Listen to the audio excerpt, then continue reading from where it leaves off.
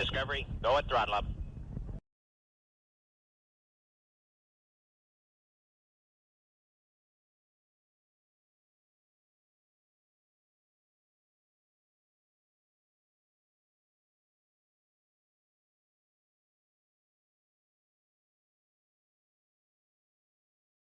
Discovery, go at throttle up.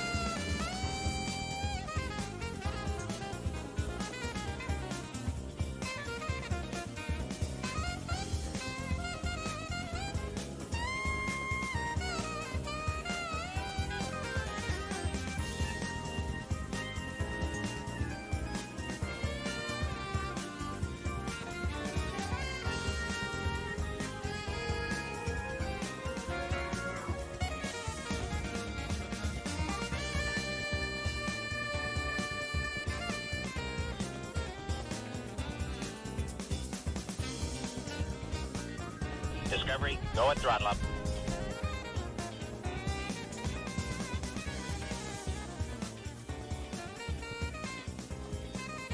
Discovery, go at throttle up.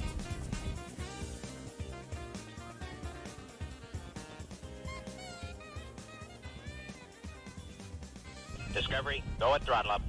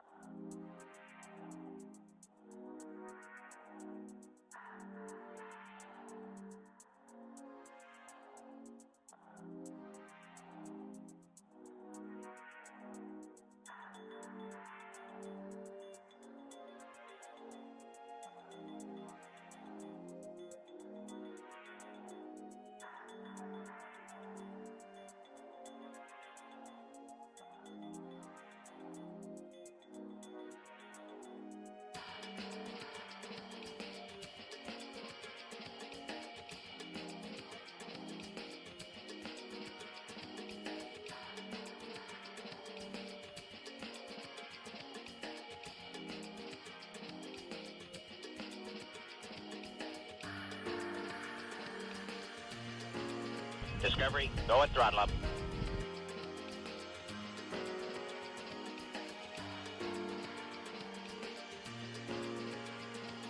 Discovery, go at throttle up.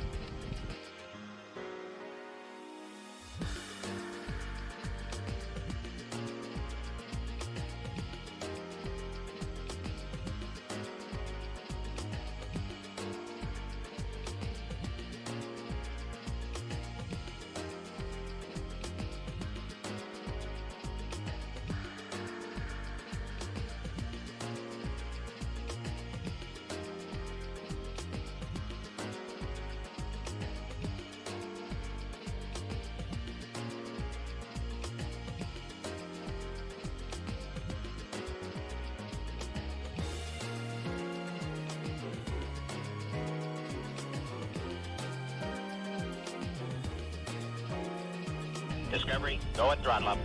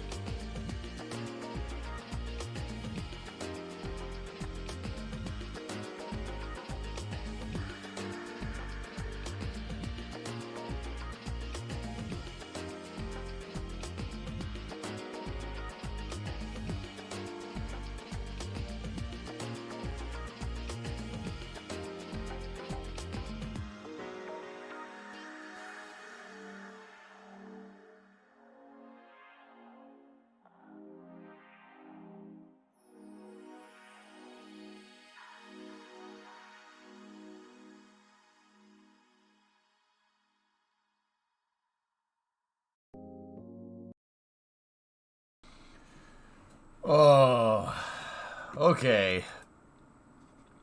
Good morning, everyone. It's not morning, is it? It's not morning.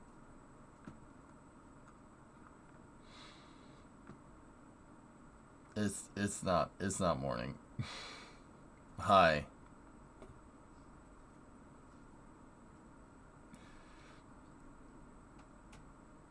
Oh my goodness.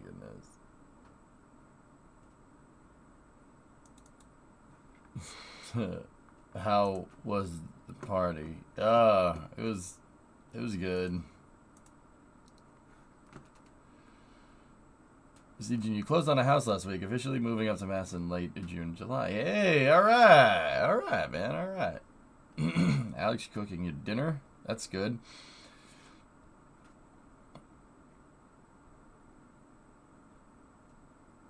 What? Stop looking at me like that.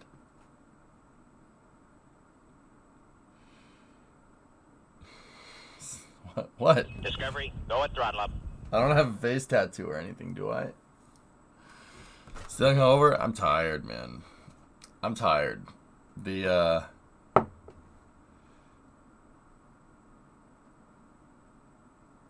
events of the last couple of days, not at liberty to talk about, you know.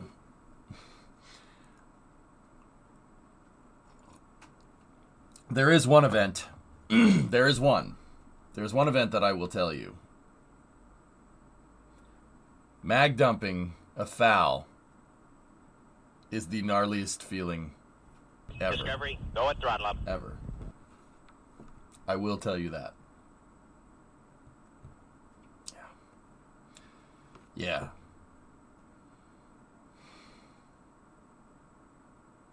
Yeah. Yeah. Mag dumping a foul on automatic is... That is a thing that exists. Just... Dude, it was nuts, dude. It was nuts. Best food you had? The food was good. Food was good. Saw the Liberty Bell. No.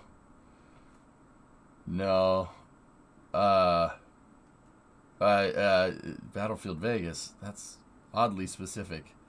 Yeah, it was, yeah, it's in Las Vegas. Yeah, no, Hypersonic, I have a little bit of a bruise right here. A little bit of a bruise, but it was worth it. Yeah, it was Vegas.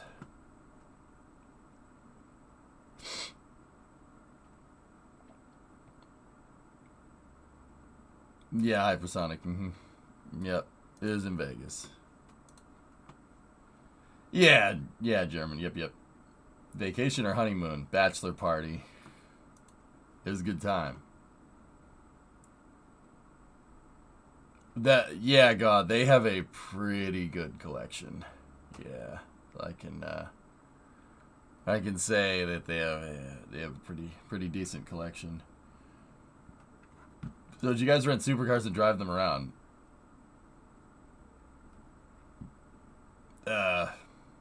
No.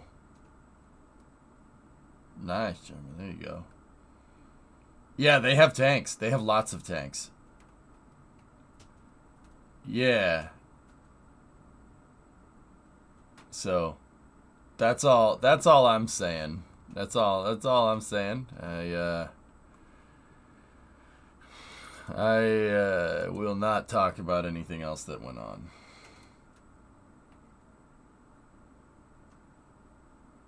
I don't think you can shoot a tank at that one, German, but you can.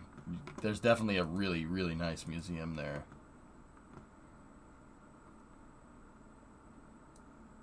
Over 500 pounds of pasta mysteriously dumped in the New Jersey woods.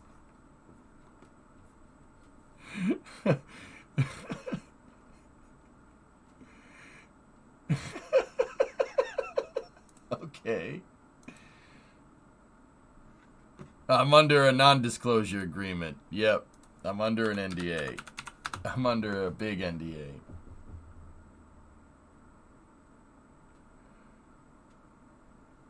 Why would someone do that to the pasta? Hey, the pasta. So, yeah. Here. Once again, I cannot talk about the events that happened in this area here. Don't worry about it. But I will say, there is a nutsoid freaking museum here. Where is it? I mean, it is absolutely bananas.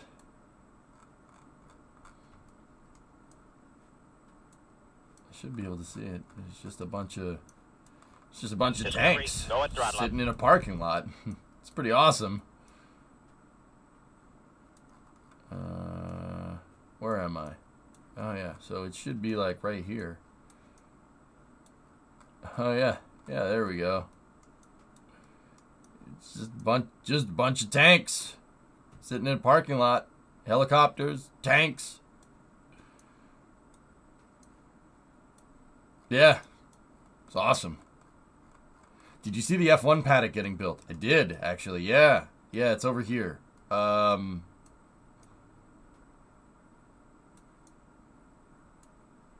It's an empty parking lot in this picture. Let's see if we can update it.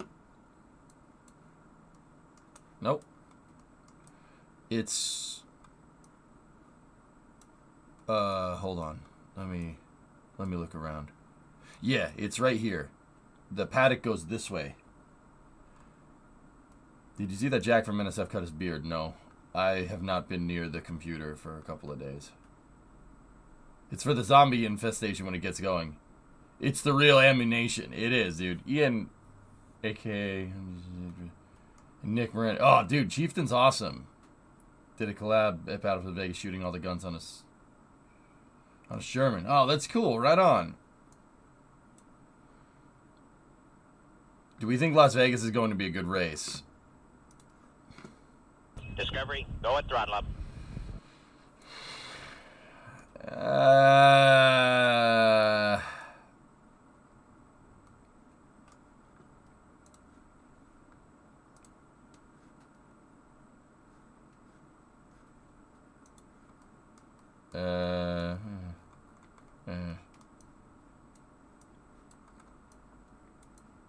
Wait a minute, dude. Hold on. Google Earth has imagery from 1950. Discovery, go at throttle up. That's what Vegas looked like in 1950. Can you believe that? What's this? Just one casino? 65? Whoa, that's a little bit different.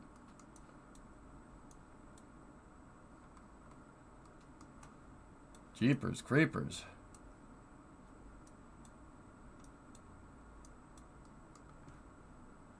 Discovery, go at throttle up. Wow, that's even 77. Okay.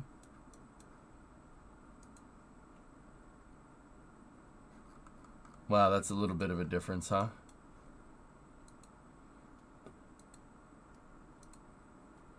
Wait, can we just like literally watch the city grow? Hold on. Listen, Tranquility Base here. The Eagle has landed. Ah!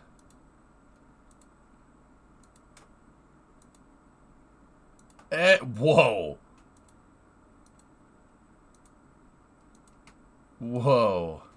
That's crazy, dude. You can, like, watch. You can see the thing grow.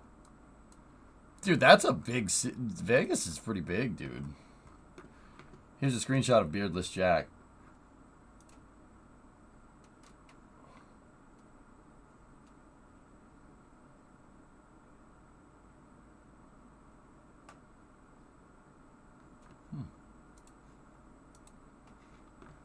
The sprawl. What made Vegas go big anyway? Gambling was legal in Vegas. It's legal most places now. Any plans to go over the new weekly challenge? Jewel, huh? The Great Green Jewel. Yeah. Yeah, I gotta... Gambling in the gold rush is the best way to grow a city. Yeah, it's big, dude. I didn't really realize how big it is. It's quite large. Quite large. Anyway. Alright, yeah, went to Vegas. We got to shoot some firearms and other things. And that's all you need to know. Anyway, there was a tip in there. And a bunch of subs. I do appreciate it, guys. Let me get into Streamlabs. See what the tip was. You suck. If you actually won, you owe me a couple pints of cider when you go over here. All right, I can talk about that. Tessa, I was down 100, and then I took it another 100, and I was down 200. And then last night, I learned how to play craps. Learned how to play dice. That's pretty fun. On the last day, once I figured out what the heck I was doing, I ended up making like $300, $400, something like that. So I wasn't keeping exact track of it because I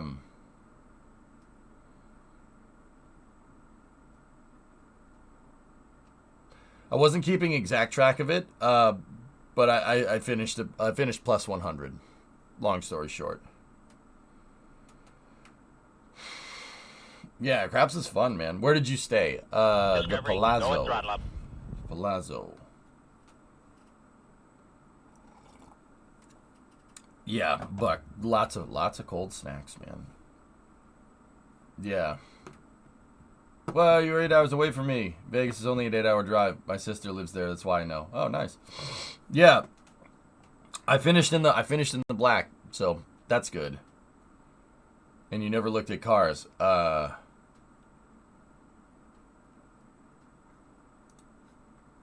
We had a line on a 56 Buick, but it was rusty. It's too rusty. Too rusty, man.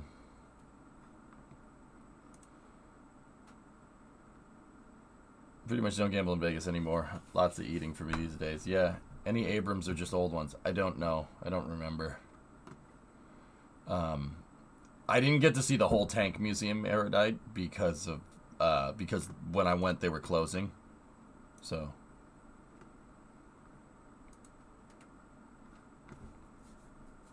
I'd like to go back to Vegas for SEMA. Yeah.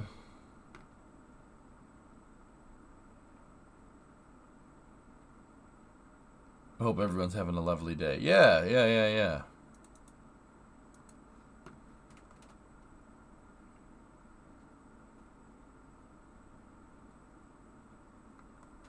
No, it's good.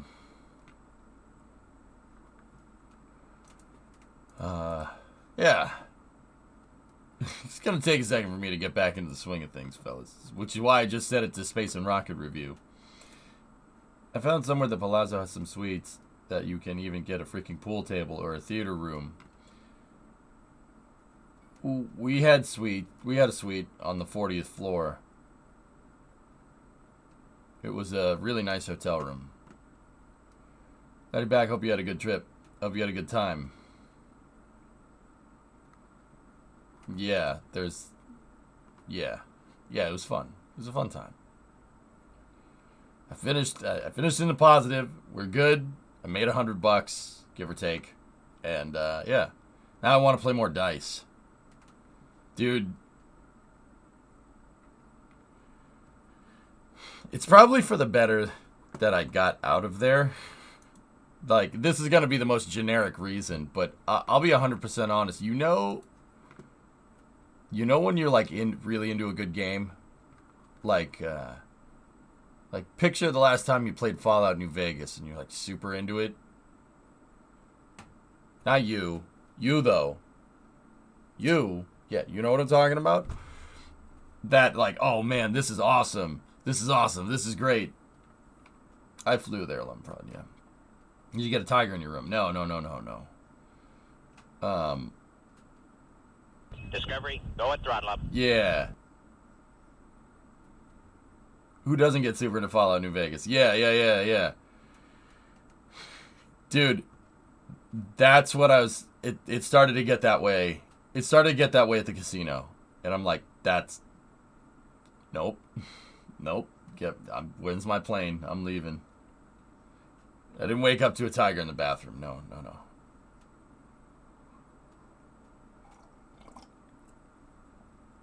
Dude. Yeah. Stellar, what's going on? Yeah, I was like, oh man, I like playing dice. This is cool. And then I was like, okay, it's time to stop. Did you wake up to see the new video that shows the new content creator packs? No. Gambling's bad. That dopamine hit is nasty. And it is bad, dude. Tessa, I was telling my boys when I was there, I was like, you know what's more addicting than drugs? Money. Money's an addicting drug. I was like, oh, I want to win. I want to win more. I'm like, no, nope. Let's go back. Let's go home. Get back last night. No, I got back this morning, Hip. Well, the time zones and stuff. I didn't get home until 2 a.m. local. So, yeah. Well, then check the DMs. You might hate it. Okay. Oh. Whoa, wait. Gambling is units instead of dollars. Yep. So that's why you sound tired. Yeah, dang. I didn't get much sleep. Brave man for working. This is going to be a nice chill stream, okay? Maybe we'll play cities, or maybe we'll talk about space. There's a lot of launches. Tropics went up, and A bunch of Starlinks, if I'm looking at that right. Should they send junkies in rehab to the casino? No. No. Money, gambling, dude. It's fun. It's fun, and I hate admitting that. I hate admitting that it's fun. It's very fun. I really enjoy it. Rolling the dice, dude. Rolling the dice, you feel like a freaking player. You're just like, oh, roll the dice. You know? Roll the dice. It's like, boom, 7, baby. Ba, ba, ba, ba, ba. It's bad, man. It's bad. That's not good. It's not good.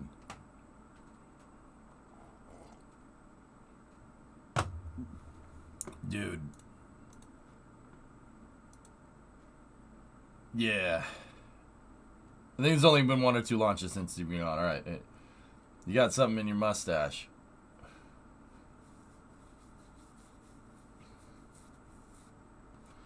What?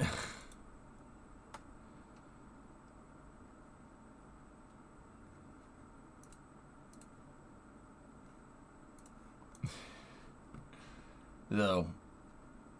Yeah, it was a good time. It was fun, dudes. It was fun. Isn't the wedding next month? It's sometime in the summer, Junie. Yeah.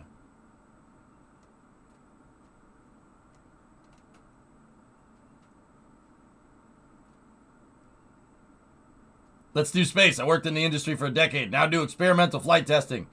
But imagine most of us worked in the industry. Stella, there's a lot of people here that work in the industry or have worked in aerospace, dude. Yeah. I like betting slow at longer games like horse racing. I end up losing less money this way. And the races are more exciting than watching dice or cards. Yeah, for sure, man. No, that's cool. Yeah, I get that. So what I started doing when I was playing when I was on the craps table is just doing the most conservative bet I could possibly do. And if you have time, the odds say you'll eventually make money. Yeah, it's that, like,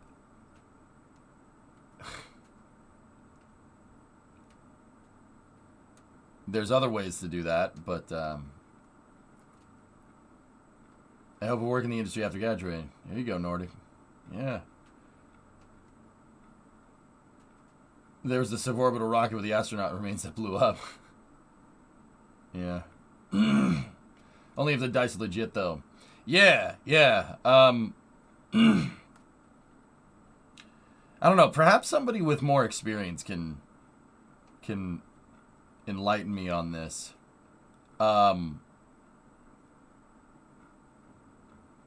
So if you guys have watched me play the GTA streams, if you watch me play blackjack, I can't count cards completely, but I can make a reasonable assumption as to what the next card will be. Go and throttle up. And I didn't get thrown out of a casino, but there was some very sus stuff that was happening. And don't get me wrong, I don't know much about actual casinos, right? Like, I don't really go very often. It's probably for the better. So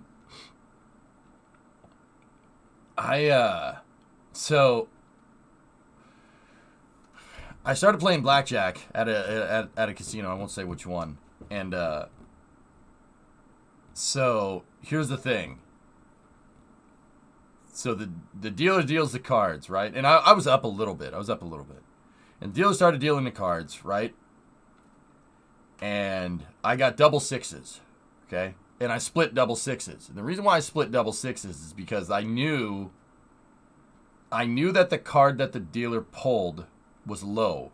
It was low. I won't say why, right? Well, I mean, literally, you sit there and you make small bets on the table and you see what cards go by, right? So, I mean, they are playing with 5 or 6 decks, so I'm not going to sit there and pretend like I saw every single card in there, because I definitely didn't.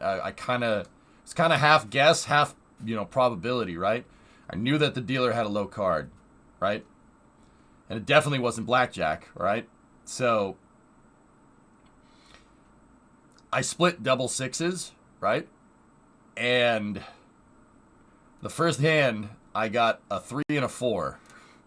So 3, 4, 7 plus 6 is 13. And then I held on 13. And at this point, the dealer was looking at me funny. She was like, what? What are you doing? I'm like, don't worry. I got this. And then the other 6,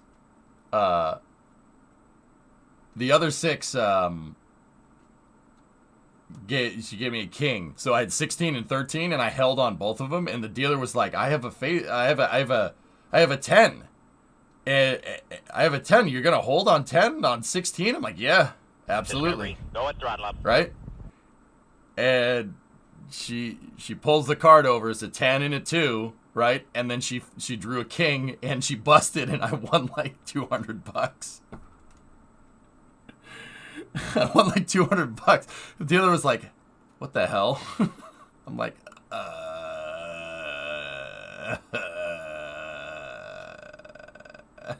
See, at this point, I should have just left, all right?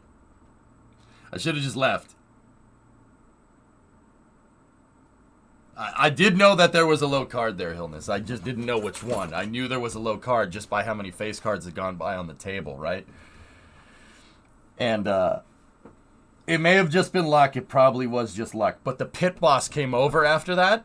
The pit boss came over and stood behind the dealer and stared me the frick down. Stared me down. Just like this. This face right here. Just.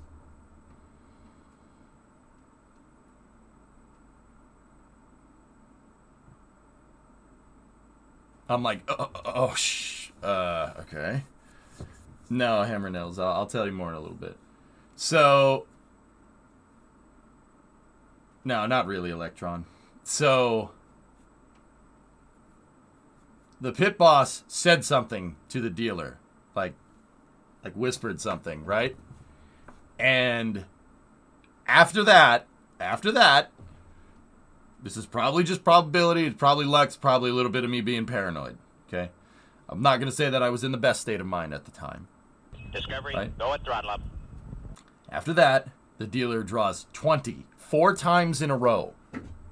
And then 2 after that, 21 off the pole 2 times. So 20, 20, 20, 20, 21 on the draw, 21 on the draw, and then 21 after that. And I literally lost all my money. And I'm like, after that, I had like $100 in chips left, and I just cashed out. I'm like, bye. See you later. Yeah. Yeah, I don't know, dudes. I don't know exactly what happened here. But, I looked back at the pit boss. I'm like, hey, how you doing? And he just went. I'm like, oh, crap. That's statistically improbable. I was doing the math out in my head after that based off of... So there, I did my math based off of them having 4 decks. They most likely probably have 5 or 6 decks in the shuffle, right? So 5 or 6 decks makes it a little more probable, but also 24 times in a row, 2 21s off the draw, and then another 20 after that. And I'm like, with 6 decks, the math kind of checks out, but also it's still pretty unlikely.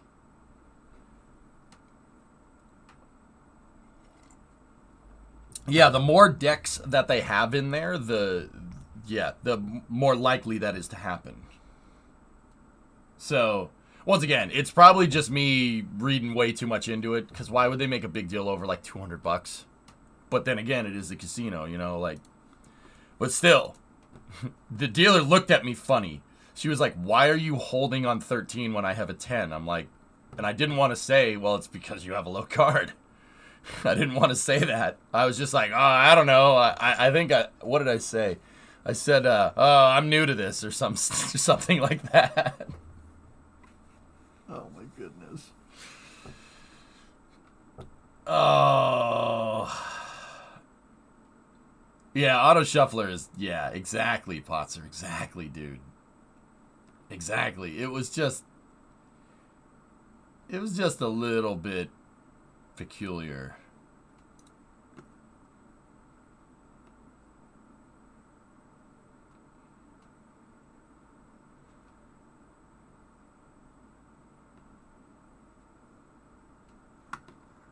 Yeah.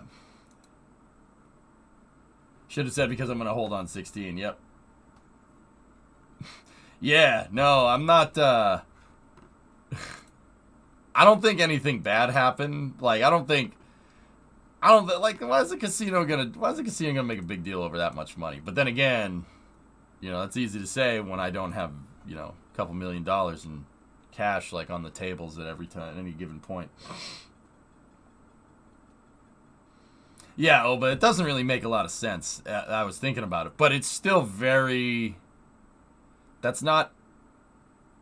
I mean, 4 20s, 2 21s off the draw, and another 20 after that. That's.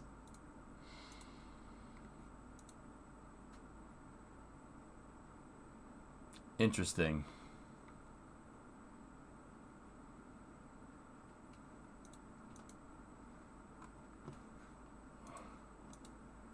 They make the big deal on all the low runs like that because there are thousands of them. Exactly. If I was running a casino Tesla, I wouldn't take no crap from nobody, right? Like, I can totally see that. Wait, you win real money in casinos? Yeah, Erudite. I thought it was some colorful plastic coins. They're chips. Think of it like microtransactions in a video game. Only you can make money if you bet and win. And then you can take your currency in game and you can cash it out as real cash. Think about like if you were playing GTA and won you paid $100 to get money in the casino, right? And then you made $300 and then were able to cash out, and then actually just get that money. Yeah, the money that you win in the casino. Yeah, it's fun. It's fun. I enjoy it. It's a good time. But yeah. I should steer clear of casinos. That's not a good idea. Nah, Scott, Erudite's just a kid. Don't worry about it. He's still young. Give it some time. Do you have any knowledge about the 1950s Hiller aircraft U.S. Army Navy program? Hiller. That sounds very familiar. Stig. It sounds familiar. Mm-hmm.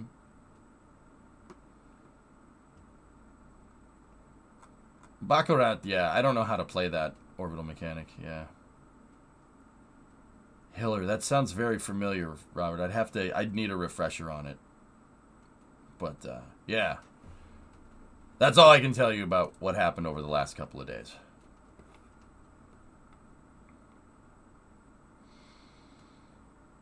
Hey, Shach, what's going on, buddy? How are you? How was your trip?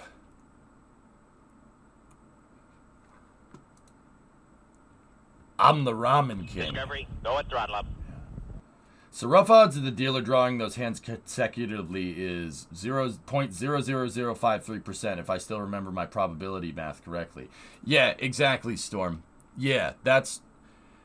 I'm not going to do the numbers like out on a napkin in the middle of the casino, but I was like, that's below... I knew it was below 0.1% of that actually happening. Yeah, I knew it was there.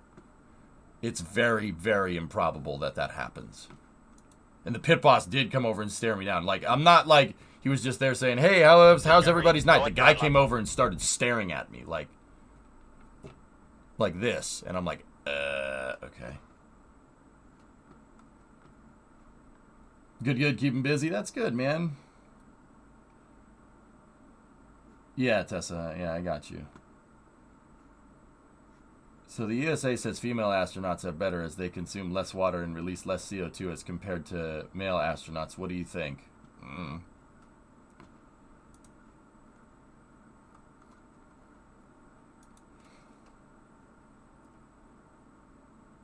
Nice, Dom. I don't know, Yudi. I work with the spacecraft. The biological side is unfounded on me, to be honest. Seems like a cool program. Oh, this thing. Yeah. Yeah, this thing. Yeah, okay. I remember now. The HO1, the ducted fan thingamajigger. Yeah, I got you. Sorry, just joined. What happened? I wasn't counting cards, but I can do probability in my head pretty quickly, and I knew the card reasonably, I knew what card the dealer had, and I capitalized on that, and then I got stared down by a pit boss, and then the dealer pulled a very unlikely amount of cards. You'd have a higher chance at winning Powerball than seeing that happen legitimately. Yeah, Storm. I mean, Storm, okay, question. Were you figuring 8 decks or 6 decks in the split? And, like, how based off of how many? How many decks did you use for your calculations, if you don't mind me asking? Because when I kind of did it rough out, I was like, I took into account 6. And even with six stacks, right? Like, that's still below 0.1%. It is, Rob, yeah. I tried 4, 6, and 8. I mean, yeah, because you got to think 52 cards, 52 times 8, and then how many of that is face cards, right? Like, you got to, dude, it's very, very unlikely. And 2 21s off the draw on top of that, I think they definitely knew that I was, you know.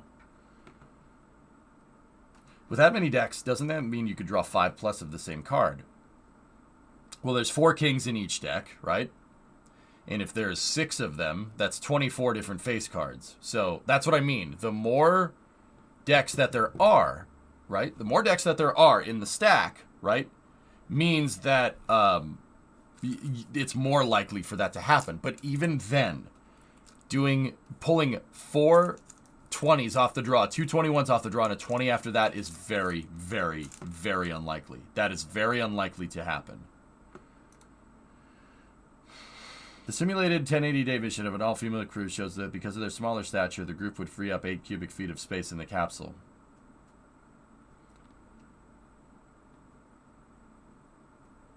It's interesting, Yudi. I mean, okay. 8 cubic feet.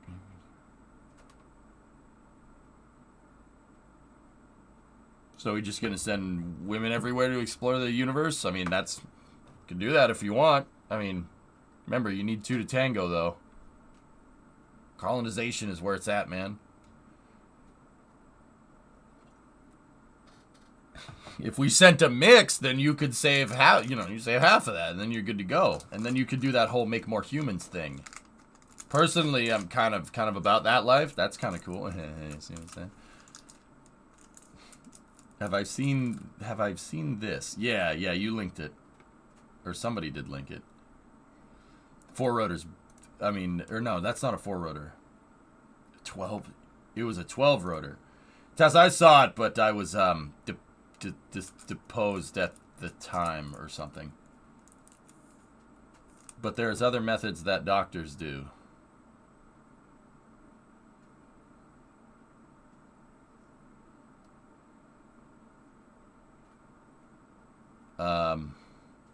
That's, yeah, okay.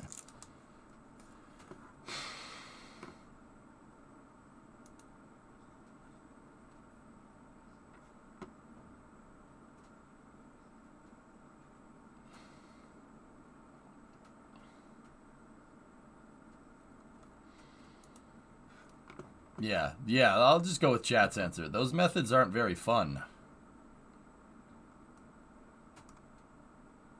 It mounts directly as a Chevy beam. Cool. Neat. Alright, so let's see. What is this? This thing. Oh, yeah.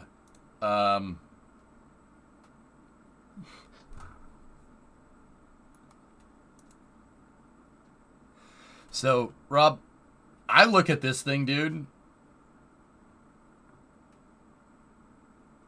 and this is just death. This is death.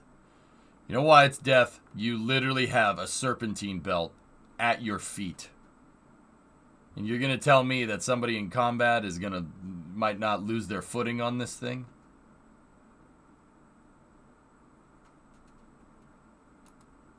Yeah, hard pass on this one. What if you're getting shot at? I'm sure they could have put a guard on the production models. Discovery, go at throttle up. I don't think that this is smart.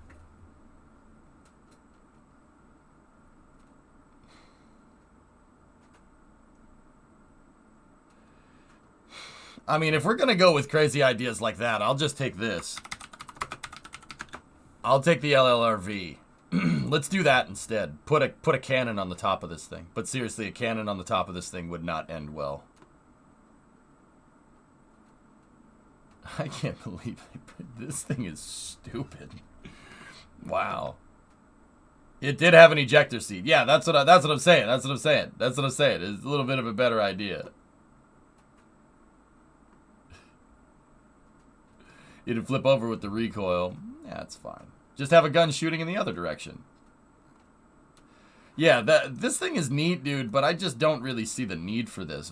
Just use a helicopter. A helicopter is way simpler than this. And yeah. It's just way simpler than this, and you can mount guns on it, and it's not really a problem. It is kind of cool though. Kind of neato. Neato burrito. Neat idea. I just, dude, what's gonna, so like, okay, you're flying up in the air, right? And you have a rifle, so you get a vantage point on somebody. You ever try to go up in a tall building in a Battlefield game? Everyone shoots at you. Everyone shoots at you. Sometimes even your teammates shoot at you. You know what I mean? Like, I suppose if you, like, maybe if you had 100 of these, like, pop out all at once, but I mean, if the other guy has, like, an anti-aircraft battery, you're not going to have a good day. Yeah. It's fun to see the crazy ideas. Oh, yeah, I agree.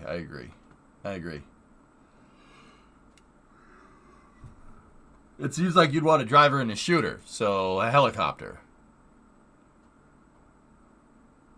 Right? A helicopter, you know, so a helicopter. Do you ever repack shoots in KSP2 and notice it's a big frame rate drop afterwards? Yeah, Akila. Hey, thanks for the sub, by the way. 50 months of lurking flies by. Yep, thanks, man. I don't, yeah, that's, I'm sure on some planet that thing's really neat.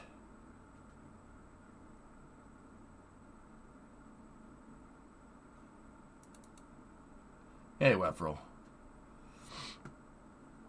I like the NB36. Twisted, if they had figured out a way to correctly rad shield that would be sweet. You could literally have a plane that could just fly for centuries. That would be really freaking cool, man. Could work for boarding actions.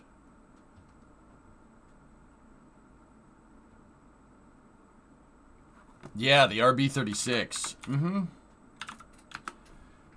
I went RB36 and people went, Nissan motor fans went, what? So, check this out, fellas. There was a plane, 154. There was a plane that the Air Force looked into. Oh, where are you? Where are you? Oh, not an RB36, it's an NB36. That's the one. So look at the indicator on the tail. So they put a nuclear reactor in the back of this thing. The idea was that if you have a nuclear reactor in the back of your plane, right? And then you had electric motors, you fly forever. You seriously just it'll fly forever. Problem is that there's no real way to rad shield this correctly, so you're going to irradiate your entire crew. That's why they didn't do it.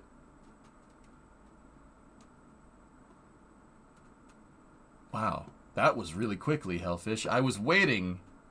I kind of have this fun game that I play with in my head when I talk about anything that has to do with nuclear, to see how long it takes for someone to mention molten salt. You know, that thing that everybody says is the wonder nuclear reactor that nobody uses? Yeah. I see how long it takes usually. That was actually really quick. Thank you.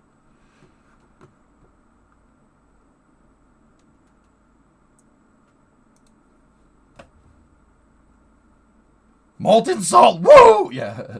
I was going to say that the largest RB produced was the RB30. Yeah, RB30s are cool motors, Storm. Single overhead cam, though, but also Pretty cool. There was a nuclear bomber program that actually built a test reactor. Cool, cool. He's just getting it out of the way. What about molten pepper? If I want that, I'll go to a Taco Bell, Jim.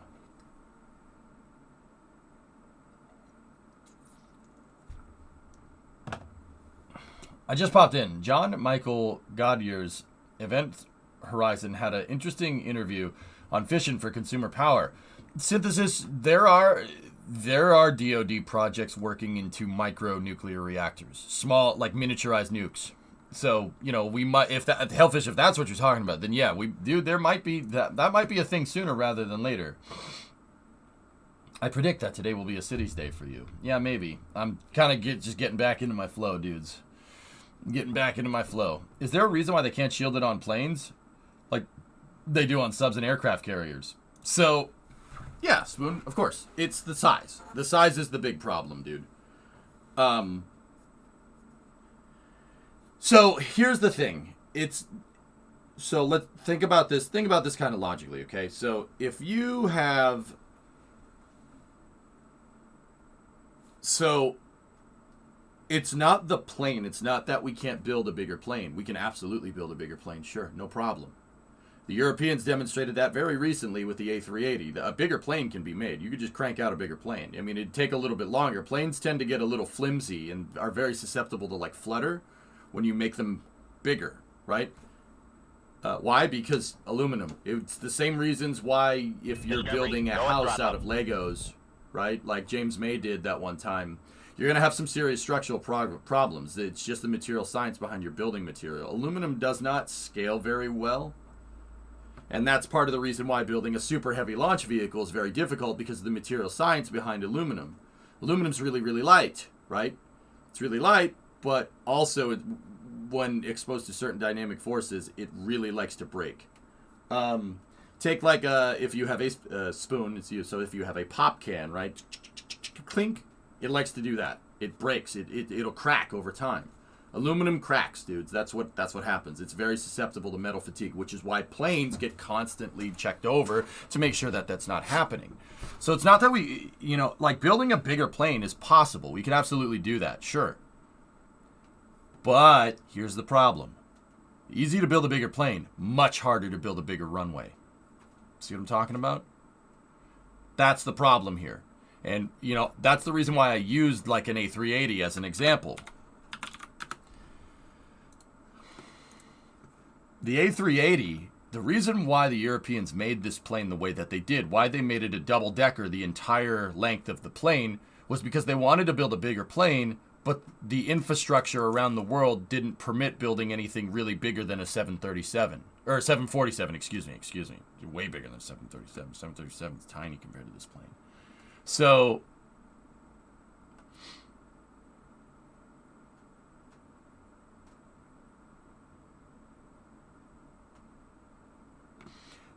it's the infrastructure down here. What happens if this nuclear plane has a problem?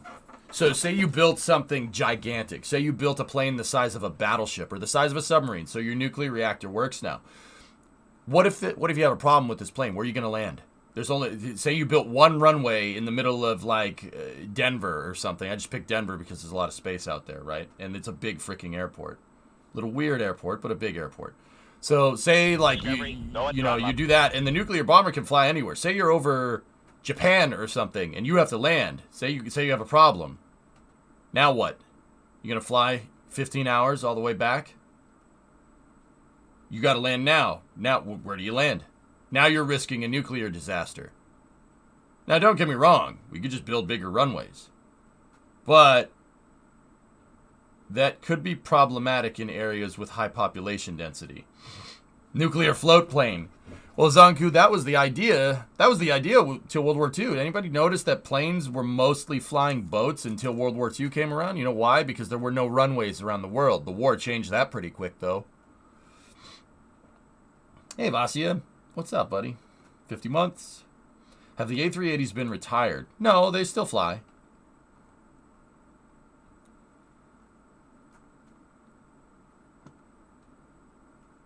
It's a cool plane. Cool plane. I wish they made the ice aircraft carrier. Yep. I see why they want to make mini reactors now. Yeah, I mean, in today's age, you could make a nuclear powered drone and just stay up there forever.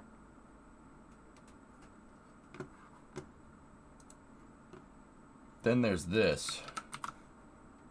What do we got here? Project Pluto was a United States government program to develop a nuclear-powered ramjet engines. Oh.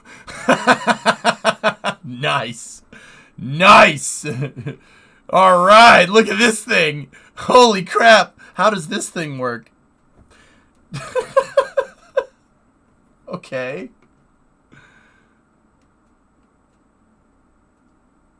They're studying the feasibility of applying heat from a nuclear reactor to power a ramjet.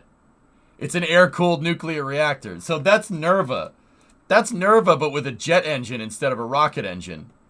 The jet engine ends up serving as your radiator for the nuke. That's actually pretty smart, man.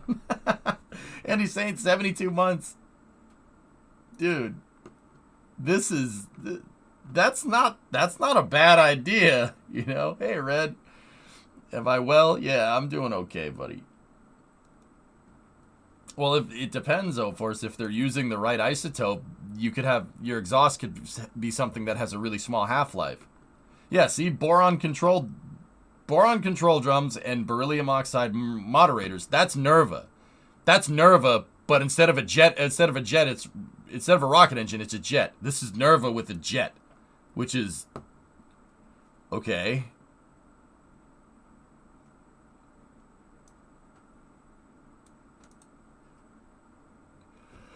Let me read.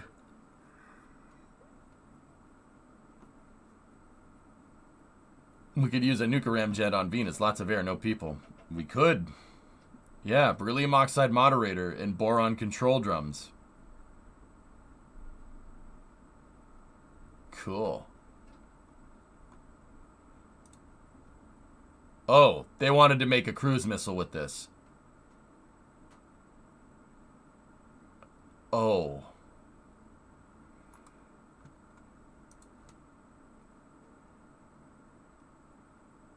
Oh.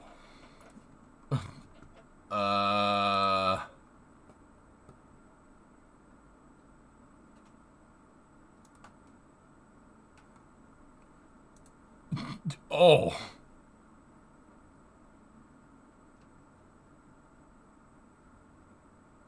What was your thought on the F1 race? Meh.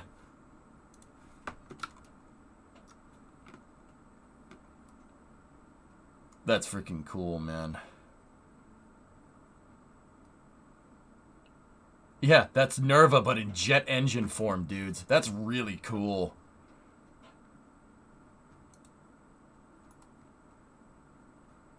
Despite its successful test, the Department of Defense, the sponsor of the Pluto project, had second thoughts. The weapon was considered too provocative. Ah. And it was believed it would compel the Soviets to construct a similar device. Intercontinental ballistic missile technology had proven to be more easily developed than previously thought, reducing the need for such high-capacity cruise missiles. The ICBM had several disadvantages over the SLAM. An ICBM requires less ground support and maintenance and could be launched in minutes instead of several hours, so is less vulnerable to a nuclear first strike. That's right. An ICBM also traveled to its target faster and was less vulnerable to interception by Soviet air defenses. Also right. The main advantage of SLAM was its ability to carry a large payload, but the value of this was diminished by improvements in nuclear weapon design, which made them smaller and lighter, and subsequent development of multiple warhead capabilities in ICBMs. Yep. Too provocative. You gotta be kidding me. That sucks.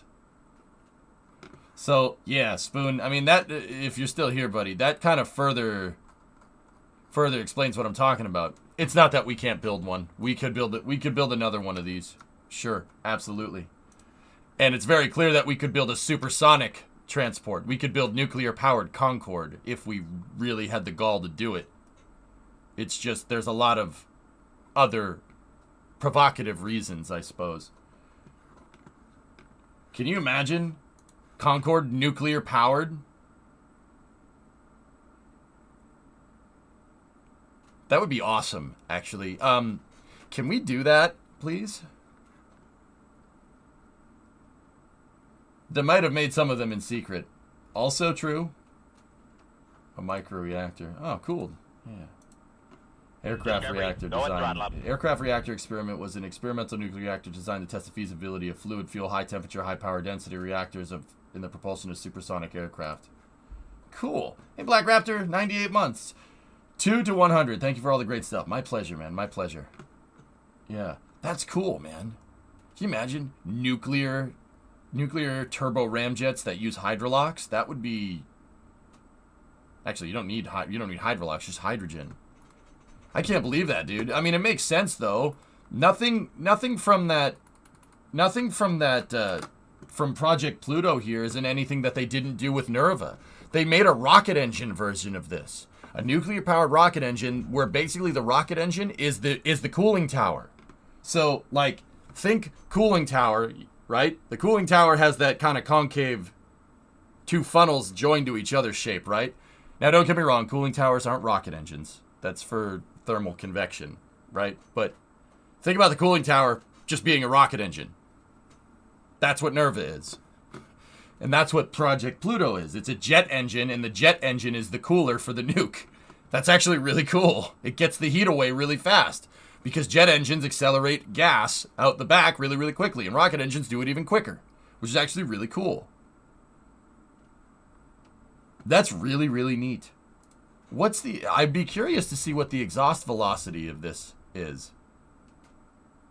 Here, let's see. This would have many advantages over other nuclear weapons delivery systems. Operating at Mach 3 or around 2,300 miles an hour and flying as low as 500... What?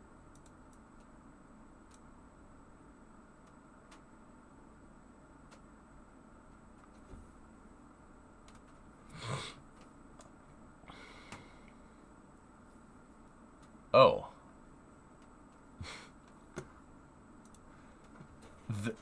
That motor has enough kick to go 2,300 miles an hour at 500 feet.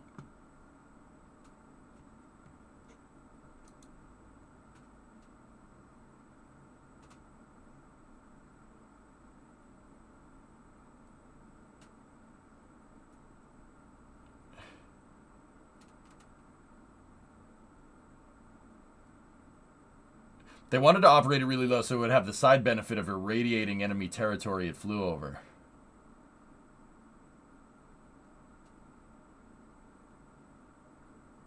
Imagine the fuel consumption. Yeah, Aviator, that's what I'm kind of thinking about. But if you're using hydrogen as your fuel, very efficient, man. Very efficient. Dude, frick weapons. Frick weapons. Dude, the hell with this. You should use this to make an SSTO. Combine this with a Saber engine, or just have a freaking combine that with a Saber engine, please do this.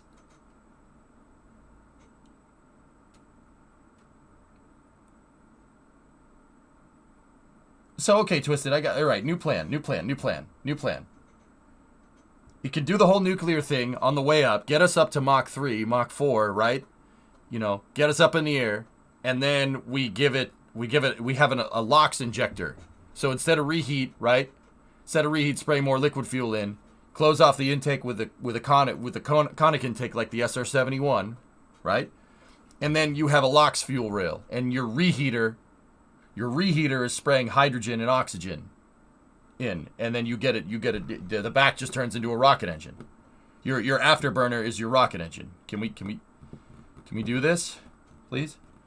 Uroconic intake. Oh my God! The problem is, how do you prevent radiation from being exhausted? Science.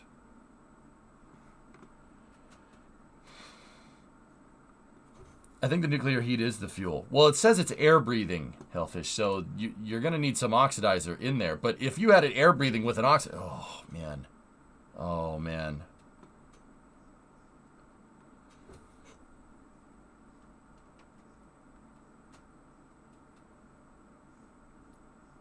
Originally carried out in Livermore, California, testing was moved to new facilities construction for $1.2 million on 21 square kilometers or 8 square miles at NTS Site 401, also known as Jackass Flats. Hey guys. Guess where Nerva was made? Livermore, Nerva was made at Jackass Flats. That's where they tested it. It was tested down the street from this. Yeah. That's where they got the idea for Nerva. They got it from Torrey C. I'm almost positive. It uses the exact same materials. Let's go down here. Let's read a little bit.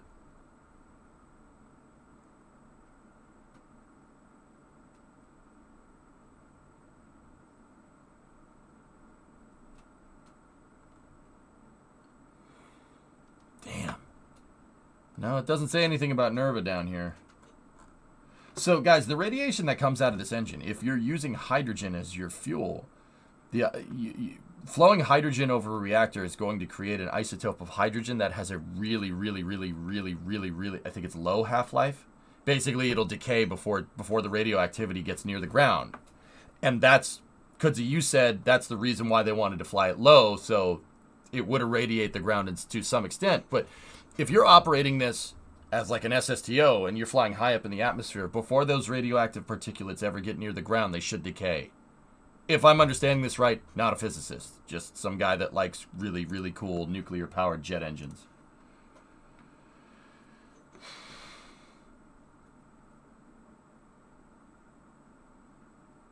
Yeah, Aldezert, exactly. I'm with you on this one, man.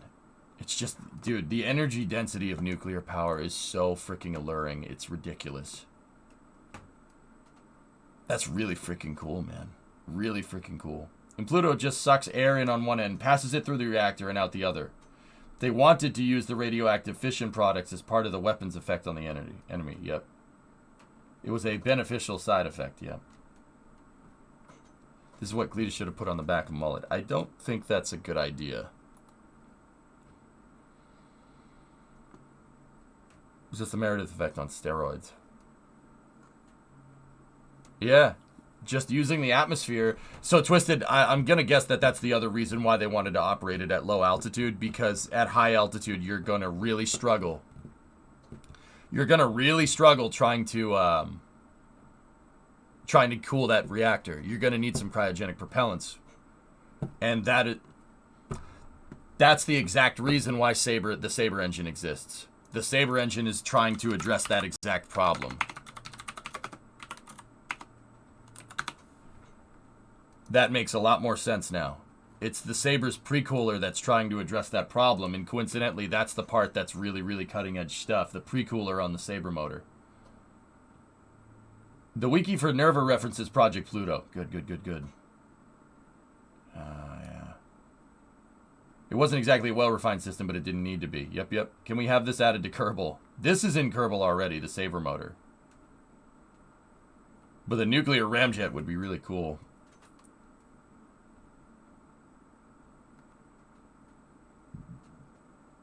Interesting, Aldezert.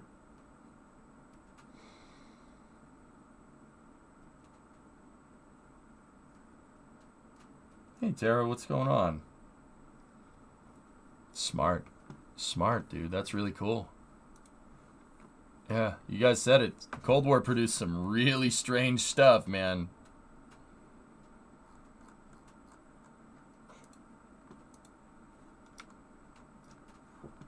Yeah, freaking Sabre. The pre-cooler is fixing that prop, dude. That's nuts. Absolutely insane. How was your time off? It was all right, man. It was all right.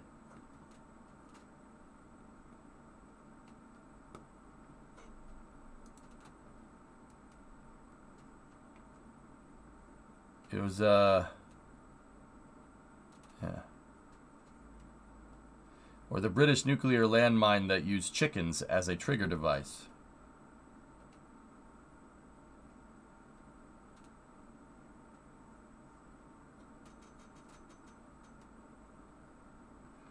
Yeah.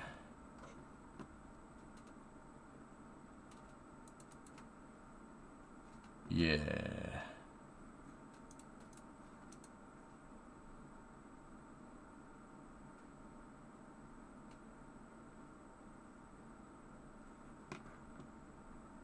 Chickens.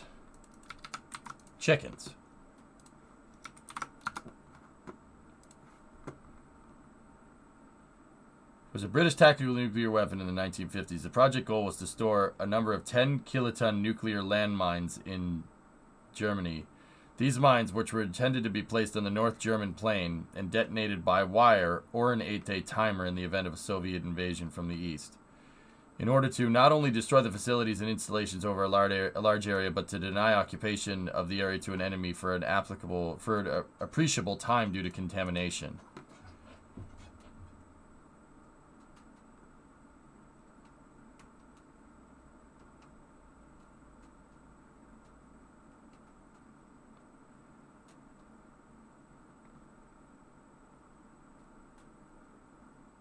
Casing was pressurized and the pressure and tilt switches were added. The warhead could be detonated via 3 methods. A wire 3 miles away. 3 miles, okay. An 8-day timer and anti-tampering devices. Once armed, Blue Peacock would detonate 10 seconds after being moved, if the casing lost pressure or if it was filled with water. Chicken-powered nuclear bomb. A technical problem is that during winter, the temperature of buried devices can drop quickly, creating a possibility that the mechanisms of the mine will cease working due to low temperatures in the winter.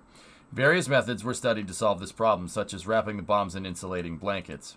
One proposal suggested that live chickens would be sealed inside of the casing with a supply of water and food. They would remain alive for approximately a week. Their body heat would apparently have been sufficient to keep the mine's components at a working temperature. This proposal was so sufficiently outlandish that it was taken as an April Fool's Day joke when the Blue Peacock file was declassified on April 1st, 2004. Tom O'Leary, head of education and interpretation at the National Archives, replied to the media that it does seem like an April Fool's joke, but it's most certainly not. The Civil Service does not do jokes.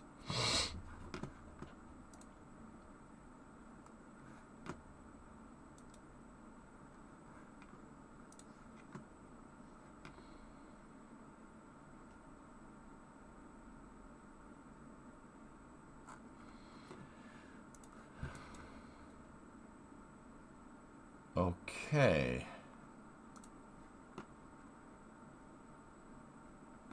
Look, you were very poor after the war.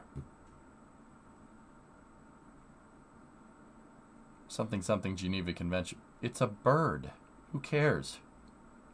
Geneva Convention? What are you talking about?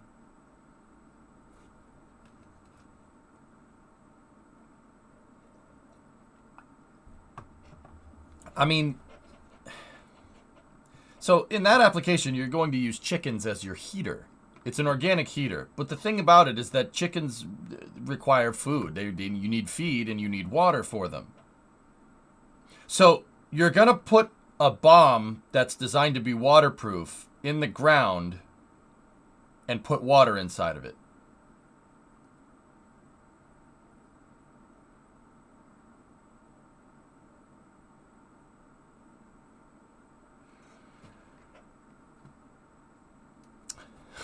Cold War, am I right?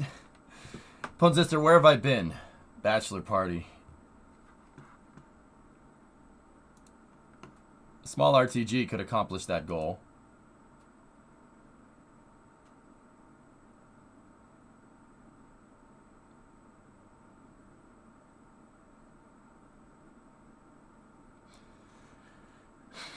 Yeah, a small RTG might accomplish that goal. So we want to heat our nuclear device with nuclear fuel. Okay. Also, anti-tampering device plus chickens. The thing would blow up because some random chicken started picking at it. Yeah, that doesn't seem like the smartest way to do that.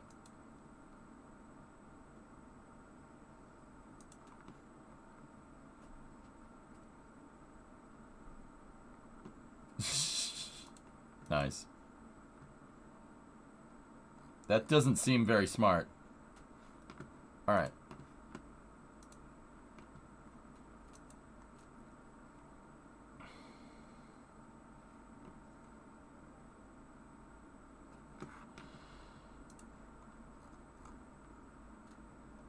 Okay. So.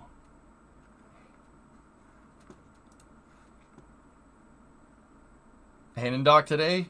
if you guys want to play cities, we can. We do have a KSP challenge. If we play cities today, the rest of the week is going to be KSP. I said I'd get back into it, and I want to. Nate actually released new dev notes and made me feel a lot better about the slowing down of patches. So first of all, they said they were going to slow down the cadence of patches. Instead of 3 weeks, it's going to be 4.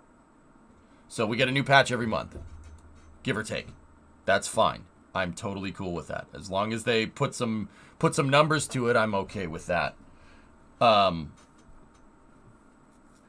So I'm totally all right with that. That's good stuff.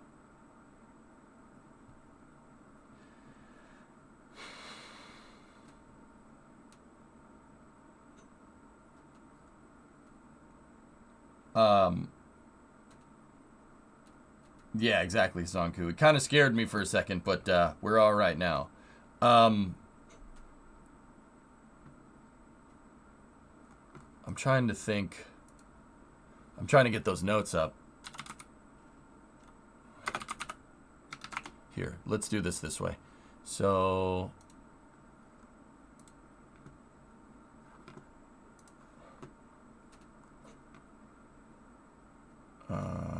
let's go here.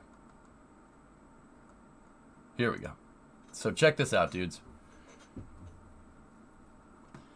And last we posted, I communicated our intent to decrease the update cadence during early access to allow our team to devote a greater portion of their time moving towards 1.0 and a little less time prepping the incremental public updates.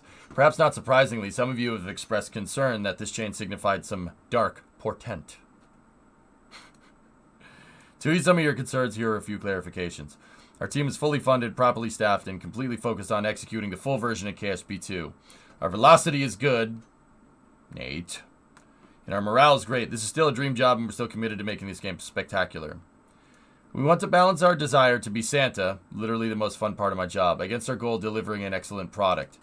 The update cadence we're looking at right now extends the previous cadence by 2 to 3 weeks. Structurally, the change is not radical. I know that waiting can be painful, especially when there are still game-breaking bugs. Hopefully the fact that each update will contain more improvements due to the lower frequency helps offset some of the frustration of waiting. This project has from the beginning been viewed as a long-tail endeavor requiring long-term investment. We are not worried about keeping the lights on, and we will be delivering all the promised roadmap features over the course of early access. We will continue to post these weekly forum updates to provide visibility into the areas where gains are being made. All about them gains, dude. These posts are by no means comprehensive, not least because of the improvements we are seeing aren't necessarily photogenic. They are meant to give you a taste of what's coming. For example, we have seen rescalable UI elements in action for the first time this week, with many thanks to our newest engineer, Ryan Eckhoff. We know this is a highly anticipated improvement, especially for players with high-resolution displays. The sample below is a work in progress. Yes, I see the app bar isn't scaling. The final implementation is likely to index preset sizes to avoid scaling artifacts. I'm currently looking forward to this upgrade. Very nice. Yesterday, Darren House, our director of QA, posted this really in-depth blog that I think does a great job of showing the behind-the-scenes reality of testing in this game. It pairs well a lot of recent discussion in the community about the role of QA in the development process, and it gives some insight into the unique challenges presented by KSP2. No shade on previous dev vlogs, but this one raises the bar. I am perhaps betraying how much I like the pictures here. It has lots of pictures.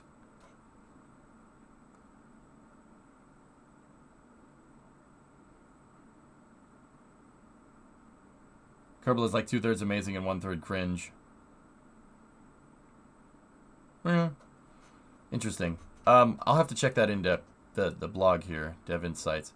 What up, man? He said there's pic.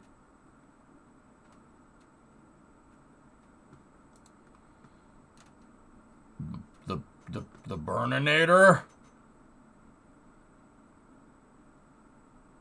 Throgdor. That looks good, coming out of the back of his neck there.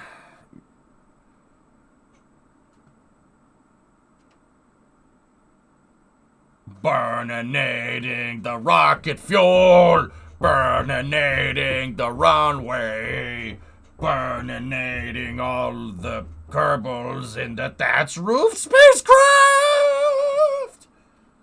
I said consummate V's, chat, consummate V's.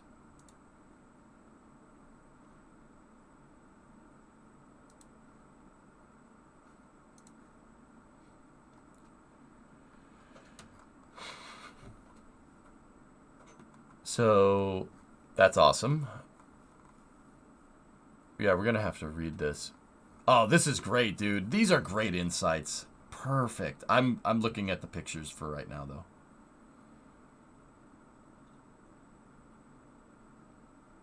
Oh, multiplayer. See what I mean? Multiplayer's in the game. They just haven't unlocked it for us yet. I do, Tessa. It's pretty awesome. Fuel is stored there, fellas. I don't know if you knew that.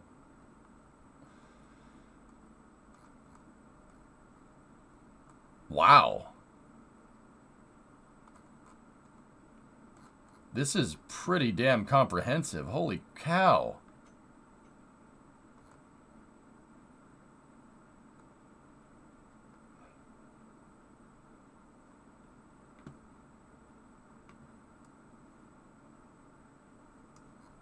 You me just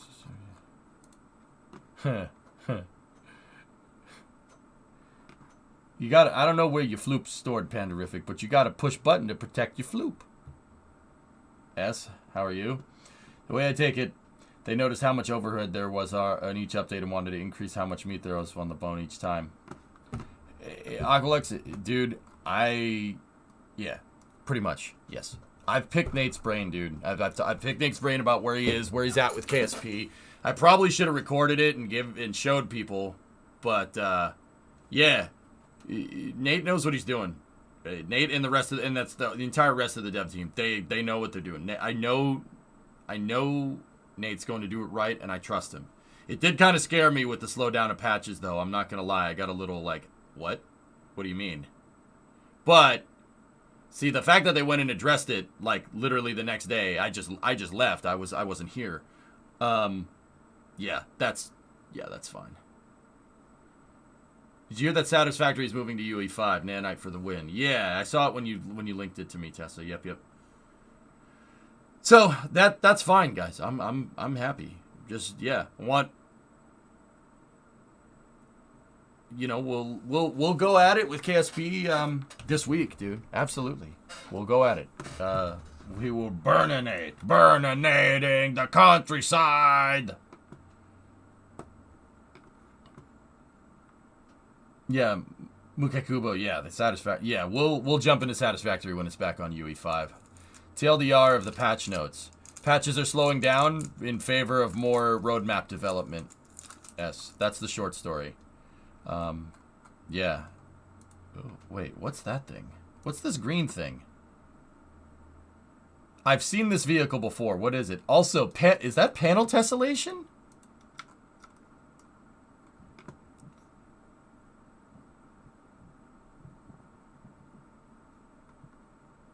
I knew I've seen this thing before. T-Bird 2, yeah. If I could get the symmetry node, I'm wondering how they did that without the symmetry nodes freaking out. Boston Celtics livery? Yeah.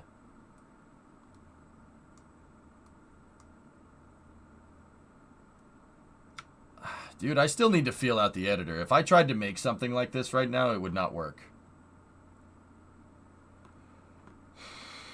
Panels, but green. That's right, Squish. See, I want to go and build like a monster freaking station. I want to use Triton to build just an absolutely gigantic station, and the intent is to break the game, and I did intend to do that. We did do that. It just broke a little bit quicker than I thought it would. Anyway, that's cool. Very good.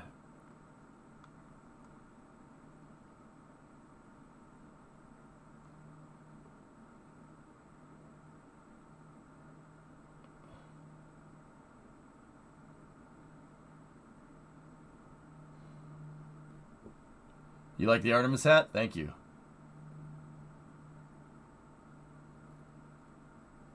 Thank you. All right.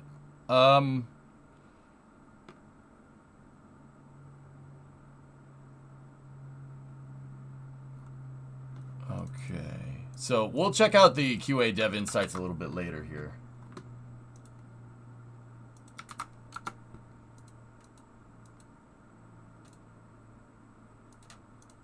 All right. I'll take that, put that over there. Okay. So, let's check out what's going on with cities. Yeah, so, just on a side note, the Tropics mission for, the Tropics mission that launched on Electron yesterday, that was good. And we did miss one Starlink launch. But, yeah, actually not too bad. Not too bad. Let's see what's lined up before we do that. Let's see what's lined up for rocket launches. What do we got? Qinzhou 6, and then Starlink 2.9 on Wednesday. Starlink 5.9 on Thursday. And then on Sunday... Oh, crap. Okay.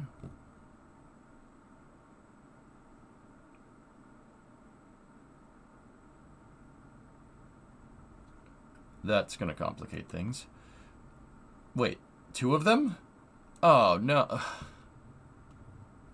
Axiom 2 is a crewed flight. Yes, private spaceflight mission, dude. Okay. My engine noise is progressing to the sound of the steam engine. It goes ka-chunk, ka-chunk, ka-chunk. Still runs, though.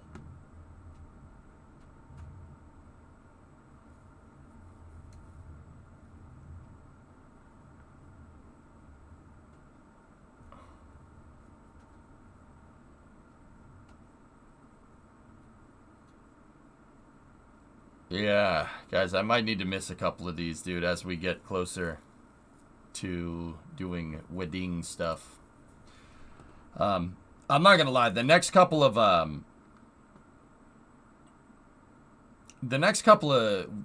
weeks is you're probably not gonna see the 50-hour week schedules that you see from me, just because, you know, there's that whole wedding thing. Like, I'm just gonna straight up put it out there. So yeah, don't get me wrong, after that though, we'll hit it guns blazing, dude. Insane view of the Juice launch.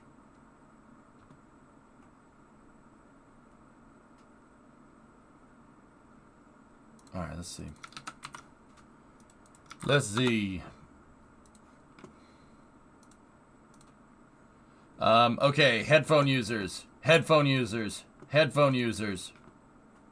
You have 10 seconds to comply. I'll wait. Hey, Zarby.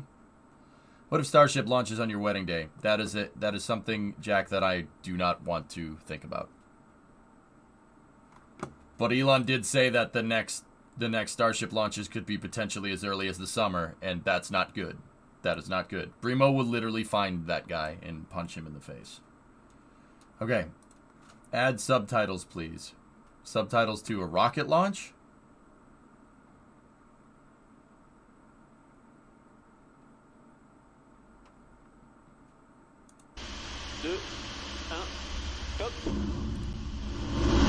Allumage Vulcain.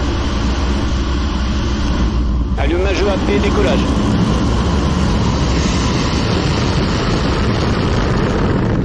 Man, that thing really gets going.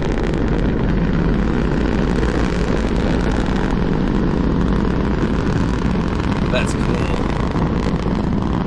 Arion really gets out of the whole thing, dude. This really shows it. Allumage Vulcain. Allumage AP, décollage. Dude, that thing is straight fire. Look at how fast it gets out of there. That's awesome.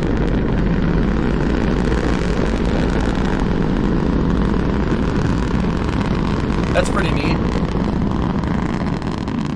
Cool, man. Really good picture. I think it needs more. No particular reason, just needs more. More kick. Ariane 6 will get out faster than that, Hellfish. They have, with Ariane 6, they can have up to 4 SRBs attached instead of just 2.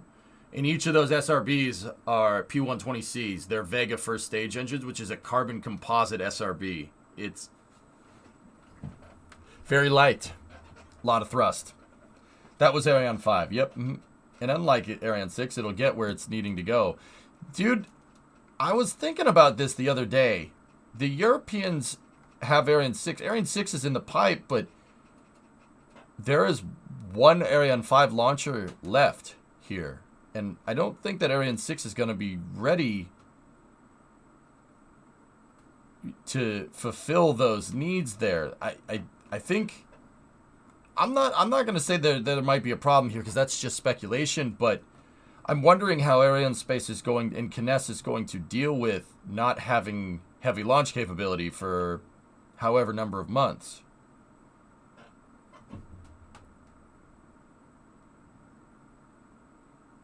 I mean, you're going to have a huge downtime.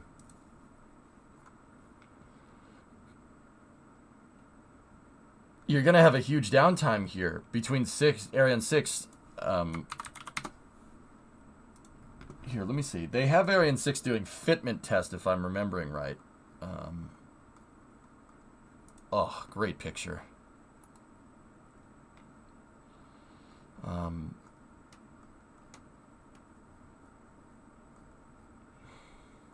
Here, let's try Arianespace.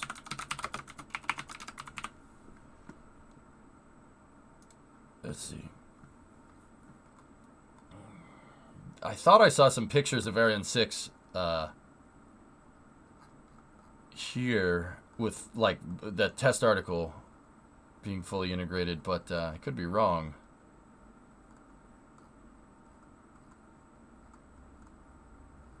Great footage of satellites. Check Ariane group. Okay, that's right there. So that is a Pathfinder test article for the core stage. It basically is just something that weighs as much as the center core for Ariane with all the integration points. There's a P120 right there. There it is. That's the picture. Oh, that's a nice picture. Yeah, see, look at that thing. But that's a non-flight test article. That's a high fidelity test article, but not flight test worthy. It's not a Pathfinder. Yeah, high fidelity flight article or test flight article, I should say. But it's not flight. It's just a ground testing article. That thing doesn't fly. It's just a mock-up. It's only a model. But yeah, I'm kind of wondering like if they're gonna be able to get this done in time. Yeah, see, it doesn't. This has a bunch of open pieces on it. It's not that thing. It won't fly without being refitted. Still cool though. I mean, the rocket does look really nice. It looks great. Ariane 6 has a real blockade runner thing going on here.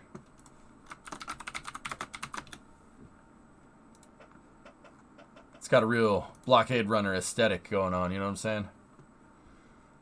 I love the building core. Yeah, very nice. Very nice. Yeah. And the choice to move to building it on the pad instead of a mobile launcher is really smart. That's a really good idea. What's that, High Vise? Oh, you saw a Starlink chain. Pretty cool. Neat. Yeah. I'm wondering if they're going to get that thing done in time. But yeah, we'll see. We'll see. Time will tell. That's honestly pure speculation on my part. Like, it kind of seems like...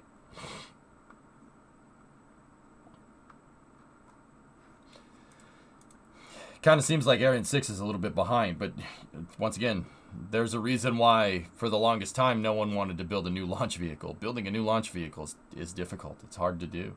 Especially something that you need to do everything. Like launch to all different types of orbits is what I'm saying. Dragonfly mission studying the effects of a potential budget cut. Yeah, potential. 6 will get out of the hole faster than 5, Ska. Yep. I build new launch vehicles in Kerbal on the daily. It's good to know, man. The Mars sample returns budget keeps growing, and guess what goes down if that goes up?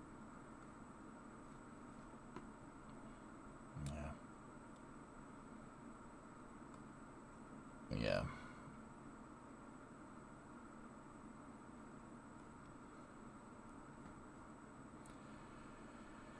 Yeah.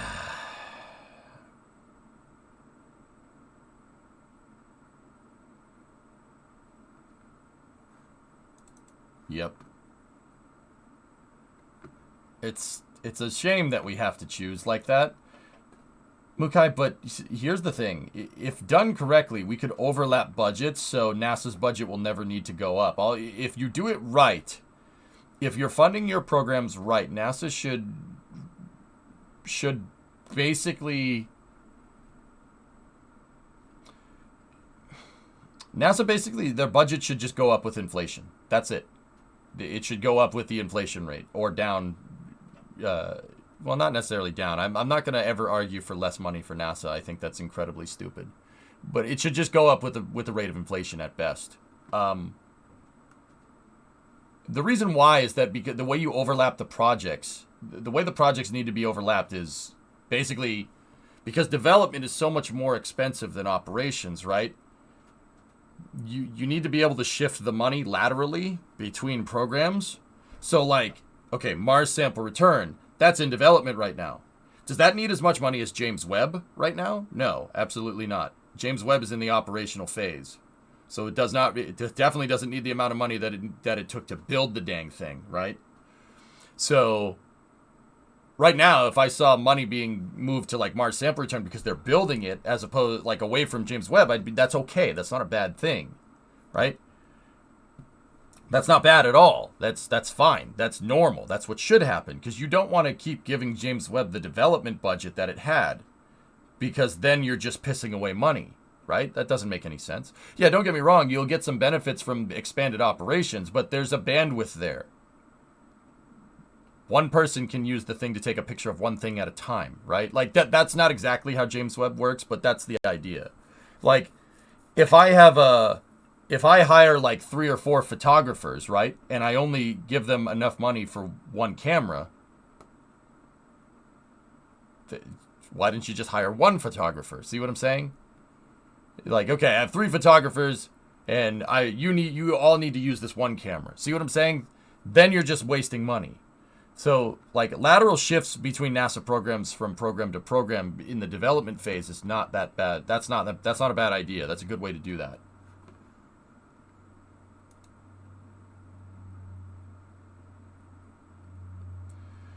Planetary science is in a bind right now. I don't think it's likely the recommended Outer Planets flagship happens this decade because of how badly the cost of the Mars sample return mission is skyrocketing.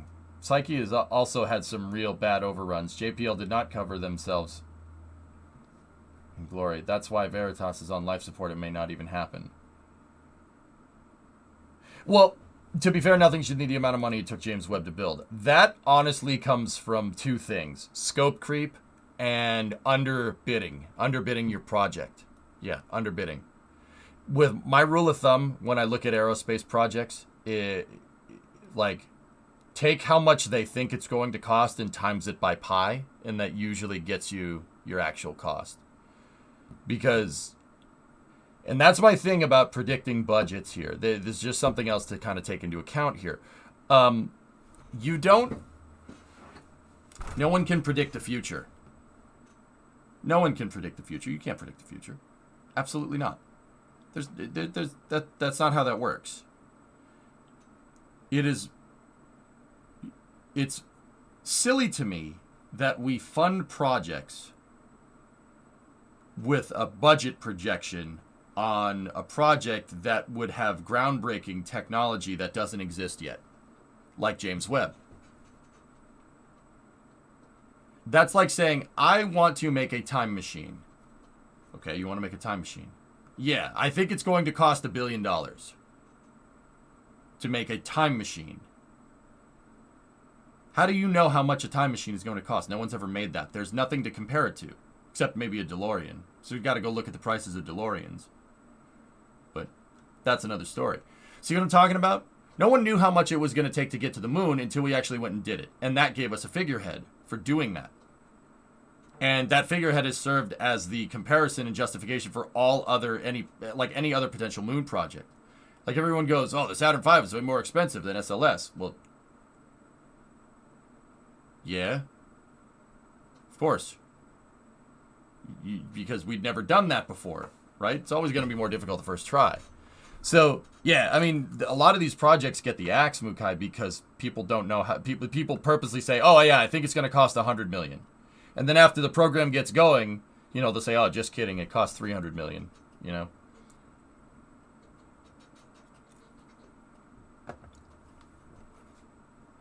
only projects for the government are allowed. The only projects for the government are allowed 3 times the budget. In the private sector, you wouldn't get any work. Yeah, Nova Ninja, you're not wrong, but you got to consider this. So, okay, you're absolutely right, and I'm not saying like, you know, oh, we shouldn't use the private sector for doing this stuff. No, but by no means. I'm a fan of everything. I want everything. I want all. I'm very greedy. I like SLS and Starship together equally. I don't care. I want more rockets, not less. Your boy's a little bit greedy in that regard. But, so, here's the thing. Yeah, absolutely. Commercial can probably do it for cheaper, right? They could probably do it. It could probably be less expensive, okay? But these projects that NASA does that get super freaking expensive because it's groundbreaking technology. It's something that nobody's ever done.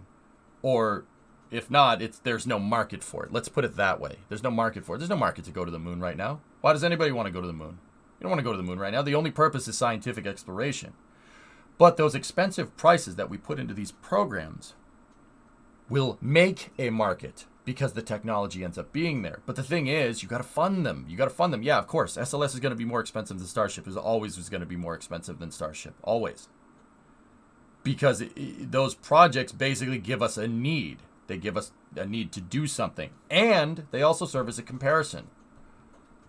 Would anybody be whining about SLS's, or would anybody be...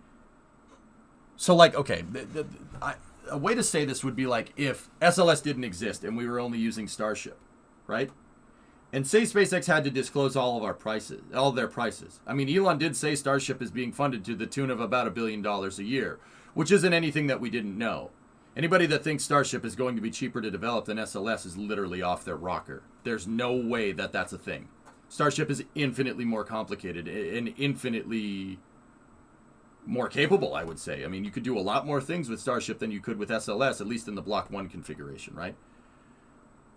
I mean, the Starship program, to do some quick math, Starship program has been going since about 2018. Now, don't get me wrong, it didn't start with $1 billion per year. I'll bet you that scaled to that. So, you know, 2019, 2020, 2021, 2022, 2023. I think it's safe to say that the first couple of years weren't $1 billion a pop. That's not really how funding works because you have to ramp up, right? So let's say like the last 2 years have a couple $1 billion, and say the 3 years prior, so 2019, 2020, right? And then 2021 and 2022, and then 2023, right? So let's take 2023 and 2022, right? Say those were $1 billion a pop, and say the other 3 years comprised to be about $1 billion. That's $3 billion over the course of development. That is on par with Super Heavy launch vehicle development. That's pretty right. Yeah, that's what it takes. That's right. Hey, Nick. Did you happen to catch the Electron launch? I have not been near my computers, dude. No. Yeah, I mean, people underbid the projects. They undersell them because we don't... The truth of the matter is that we don't know how much it's going to take. Yeah, we don't know. And I think that is an inherent problem with how NASA runs nowadays. The fact that we don't know means that you have to leave a lot of overhead in your budget, and no one wants to see overhead in the budget. Nobody wants to basically say, we're going to allocate $3 billion of funding to you because you think it's going to take $3 billion. Or no one's going to... let me rephrase that. If, you think it's going to take $3 billion... but you know it's not going to cost less than $1 billion, right? So you don't want to go to get your project funded, right? And say, yeah, it might be $1 billion, it might be $3 billion, I don't know. You would say, oh, it's going to be $1 billion, absolutely going to be $1 billion, right? That's the only way your project's going to get funded, and I don't think that's right. I don't think that's right at all. That is putting a price on science. It's putting a price on scientific development. More importantly, it's putting a price on scientific development and progress that based off of a whim. Not really a whim. I wouldn't say that. There are people out there that compound budgets and do this, like NASA's OMB, Office of Budget Manager, Office Budget Management. They do this all day. That's what those people do. They can use reasonable extrapolation to come up with a ballpark number. But even then, it's still a ballpark number. You're never going to know how much it's going to cost until you actually go and do it. So everything up to that point is just a projection. That's what he think it's going to cost. But oftentimes what you think it's going to cost never equals out to what it actually ends up costing. Ever. Does that make sense? So I'll push back against that, EJ, because there are a lot of good science missions that get right. It's mostly a problem with a few problem child programs.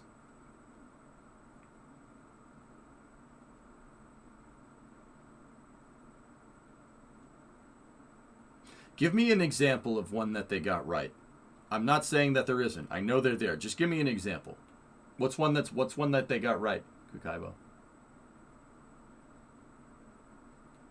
Juno. Okay. What does the Juno mission do?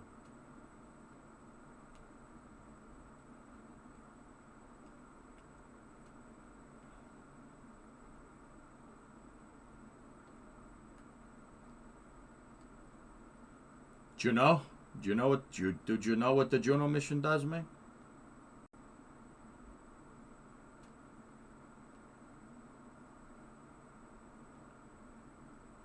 It was a major Jupiter system probe. Mm-hmm. Have we done that before? Or was it the first one?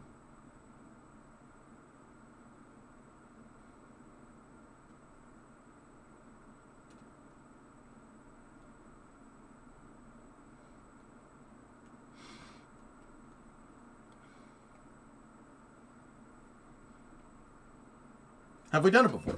It's an easy question. Sure, of course. Of course we've done it before. Gone to Jupiter before that. We've gone to Jupiter before that with other probes. Absolutely. See what I'm trying to tell you? I'm not saying that they don't get it right oftentimes. What I'm trying to tell you is that you'll get it right if you have something to base it off of. That's the thing with trying to push the envelope like that. I mean, how reductive do you want to be? We'd gone to Jupiter, but there was a lot of new tech on Juno. We've made orbital telescopes before, but there was a lot of new tech on James Webb. Sure, but part of the cost of these programs and why we were more accurately able to predict the budget is because we've done it. We've done parts of this mission before. Of course, new tech should be introduced. Of course, you have to push the envelope. You can't just do the same thing again. Hey, Bree. Hey, where's the rake? What? The rake? In the shed. You okay? Yeah, I'm fine. I love you.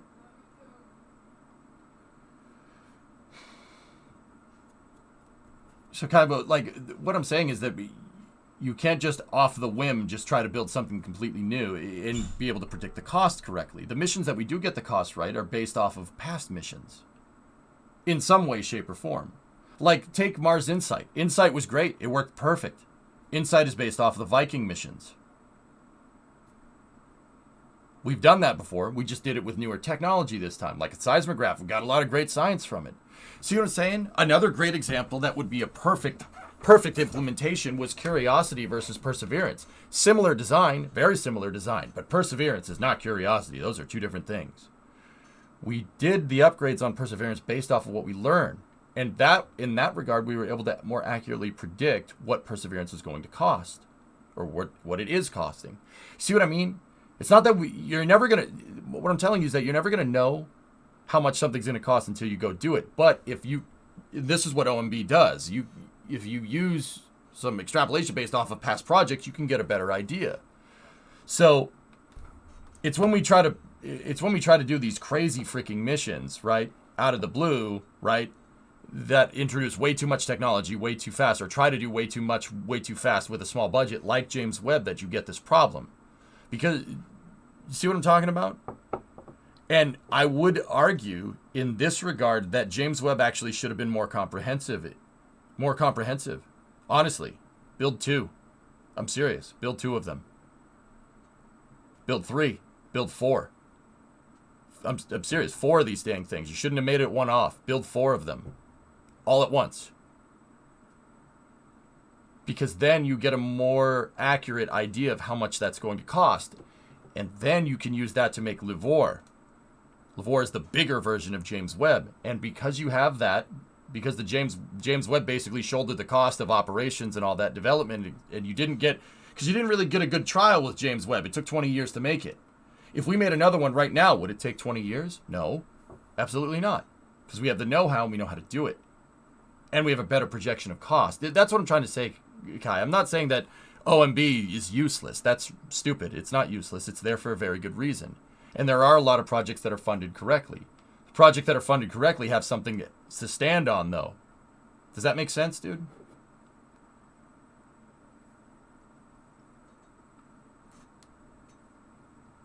Yeah, I know, Soggy. Look at Clips. Several companies underbid by the tune of $25 million or more. One went bankrupt. The others choose to eat it as a loss leader because they had the funding to do it. I don't think it's wise. It sets unrealistic expectations and isn't sustainable. Looks like NASA learned from Maston, though, and isn't placing as much priority on lower cost. Discovery, go at throttle up. Yeah, Pete. You know, dude. You know more than most. Like, I'm not. NASA has to be blazing a trail like that, and it's annoying that missions have to fight over budget. They have to fight between, they have to battle themselves for budget. Like, that's... I'm not going to sit here and say it needs to be more comprehensive also, because could I do better than what they do? Probably not. Probably not. I know the theory behind it, but there's theory and then there's implementation, right? Like, my entire point is that it's more down to the original point of different organizations being more realistic than it is strictly how much new tech is on board.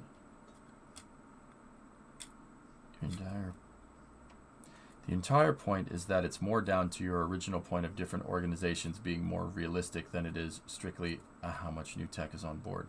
Interesting. Yeah, I suppose that's a good point. I mean...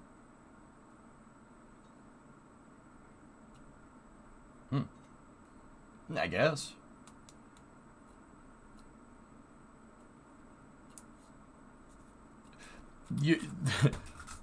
I mean, I guess, yeah, I mean, there's always going to be one that's going to blow the budget because it's too new, it's too much, the technology just isn't there yet, James Webb is an engineering an engineering masterpiece. Oh, I agree. And it's a shame that we only built one. We should build a constellation of James Webbs. I'm serious. We should build a constellation of them. There's no way the second one is going to be as expensive as the first one. There's not a chance. Right? And doing that, we can accurately, if we built more James Webb right now, we could accurately predict how much LUVOR is going to cost with a much more reasonable budget projection.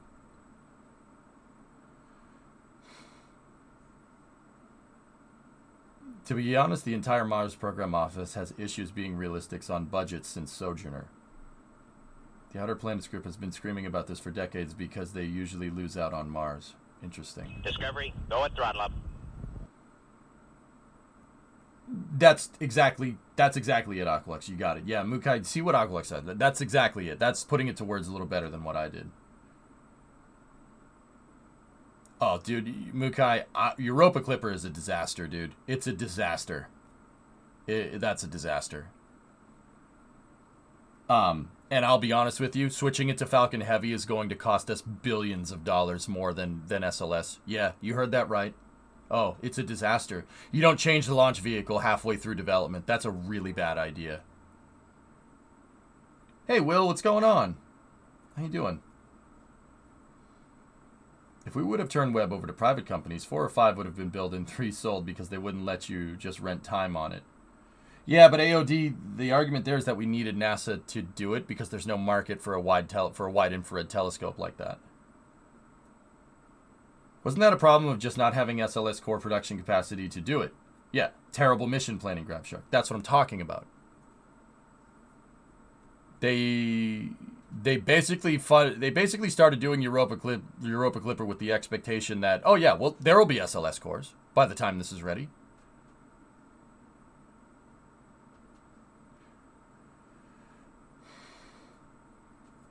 It was a bad idea, but keeping out on SLS was worse. The vibrations would have put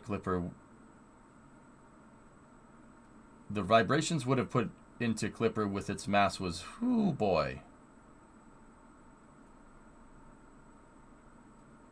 We were going crazy trying to make propulsion hardware fit some of those predicted SLS vibration spectra, and the thing could not be done. And that's what I mean. It's piss poor planning, dude. Piss poor planning. Like, how can you design a vehicle for a launch vehicle that doesn't exist? Switching it to Falcon and having everybody there go and redevelop everything for Falcon Heavy is going to, the mission's going to end up like another James Webb. It's going to cost us billions of extra dollars because someone didn't do their planning right. It's not necessarily about SLS, you know what I mean? SLS has had a real vibration problem, and it gets worse with lower payloads like direct injection science programs.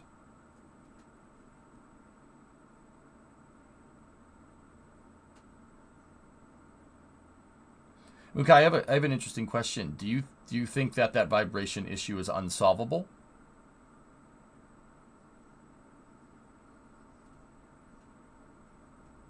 It all goes back to planning for things that don't exist. That's what I'm saying, Hazanko. You have to make slow, iterative approaches. You try to do these grandiose projects, and it's gonna, of course, the budget's gonna balloon like crazy. You gotta have good planning, man. And that really goes back to, if you're going to do a grandiose project like this, you basically need a blank check. If you don't have a blank check, I would argue that if you don't have a blank check for your project, the project is going to end up costing more than it would have cost had you had a blank check to do said project.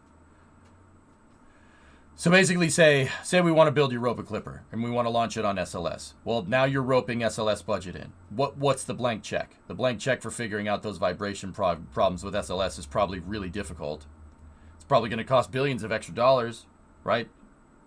So let's just put I'm speculating. Let's just put a number on it. Say it costs $3 billion to figure out that problem, right? And then it's another $3 billion for the satellite.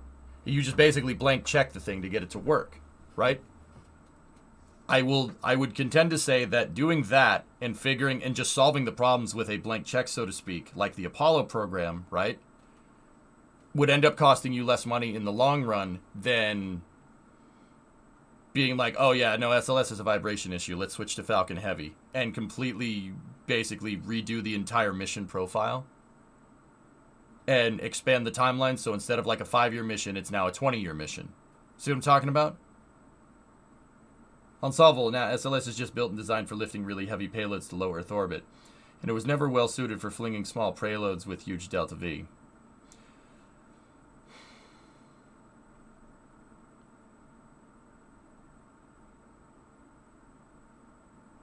Yeah, Pete, that's another thing to consider. Yeah. I think the counterpoint is, would solving it be more efficient than switching launchers? I imagine someone thinks retooling would be cheaper than solving the vibration problem.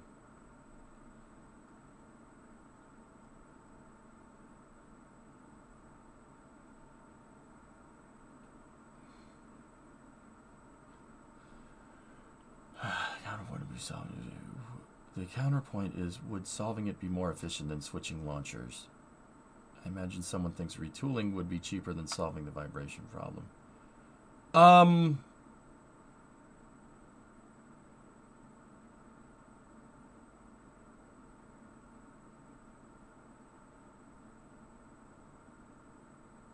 Sure that if we commit to something like this, it'd be all in. Yeah, I mean, Aqualex, see, here's the thing.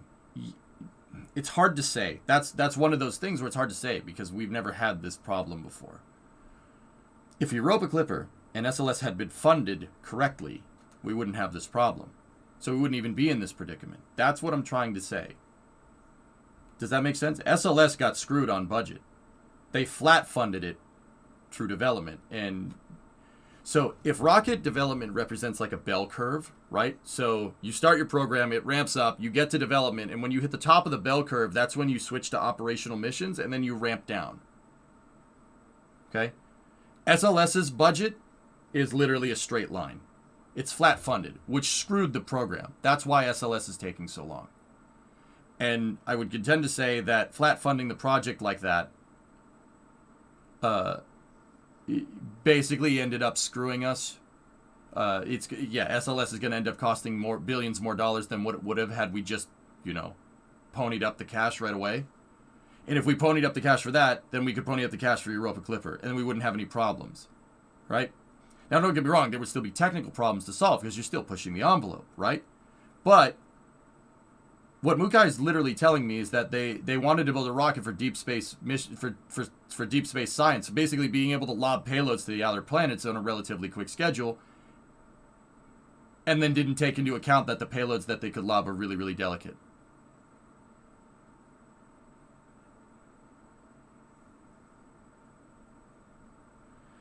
We also don't have the numbers to look at either. I absolutely have the numbers for SLS and Europa Clipper. They're public knowledge.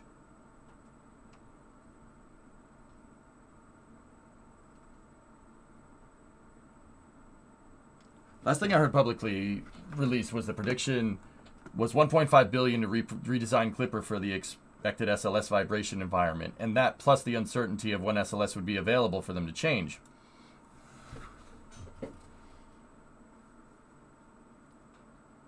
Yeah, I mean, Mukai, that's piss poor planning. It's piss poor planning. Why would you design a payload for, it's like, you're underfunding your launch vehicle first. Like, it's, dude, we would have, I swear, we would have saved, we probably would have saved, like, I would say a realistic estimate would be like $10 billion over the course of, like, the next 20 years if we had just ponied up the extra $5 billion that SLS and Europa Clipper would have needed to be funded and developed correctly.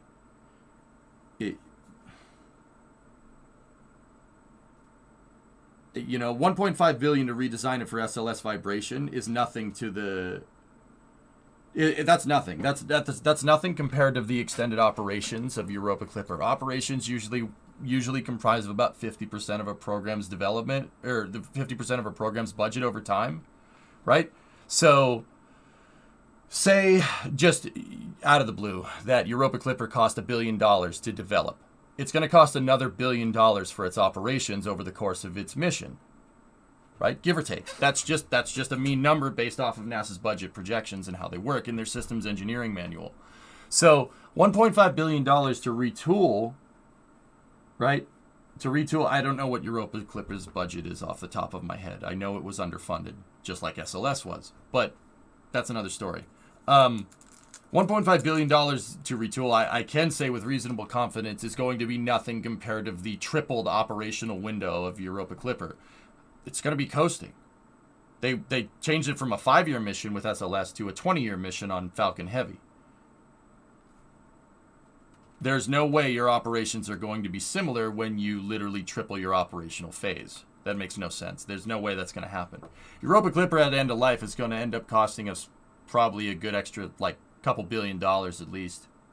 That $1.5 billion spending now is literally going to be less expensive than launching it on Falcon Heavy and getting the launch done faster, but the coast phase is like 3 times as long. No argument here. SLS would have been an incredible rocket if funded correctly, and it had to come online when it was supposed to. Yep. Welcome back. Why does it seem that NASA isn't reading their own manual? I don't know. It's a good question. But yeah, the overarching point that I'm trying to make here is that you basically, I would contend to say it's better to fund a project with the blank check approach, because then you can get a good baseline on how much doing something like that costs, and that can be the figurehead for all future missions. So if you have something like SLS, right, you get, you know, like the Artemis 1 mission. You know, no one is going to know how much an SLS launch costs until the numbers for the Artemis 1 mission are compounded. You're never gonna get a dollar price. Everything else is just speculation. Even NASA's budget projections, they're just speculation until you actually go and do it. Right? It's like getting a scientific data set. You know, you can predict what's going to happen. You can make a hypothesis for what's going to happen. Right?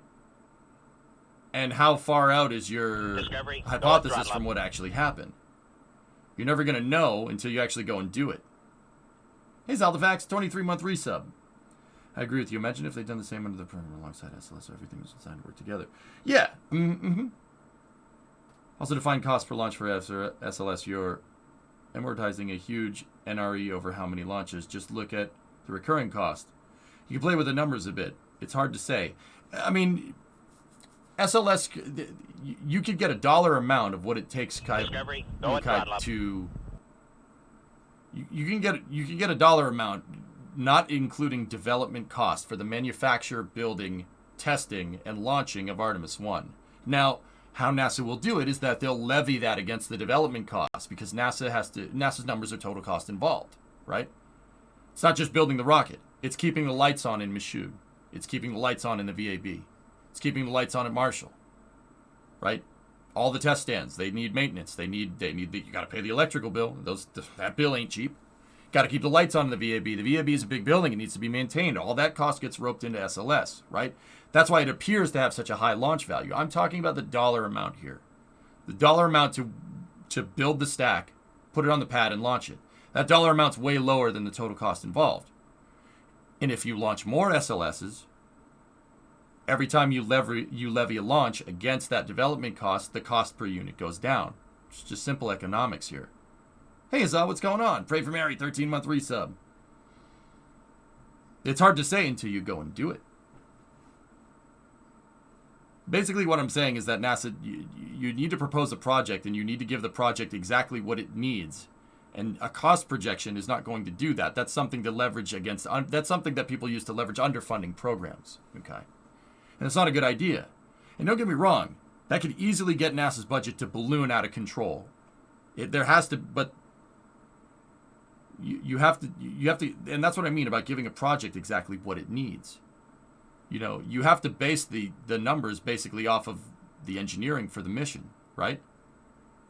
So say, you want NASA to build a time machine, right? So start building the time machine, right? And say they do it. Say they do it after $5 billion. Now you know how much that's going to cost, right? And now you know how much see what I mean? You need to get you need to get a blank check somewhere. A time machine is probably a bad example because that would be infinitely difficult and would take a really long time to figure that one out. Let's just say rebuilding the Saturn V or something, building a new heavy launch vehicle, right? You're never going to know exactly how much that's going to cost until you actually go and do it.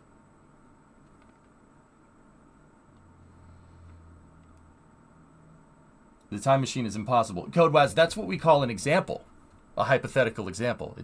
It doesn't need to mean that it's possible or impossible. It's hypothetical.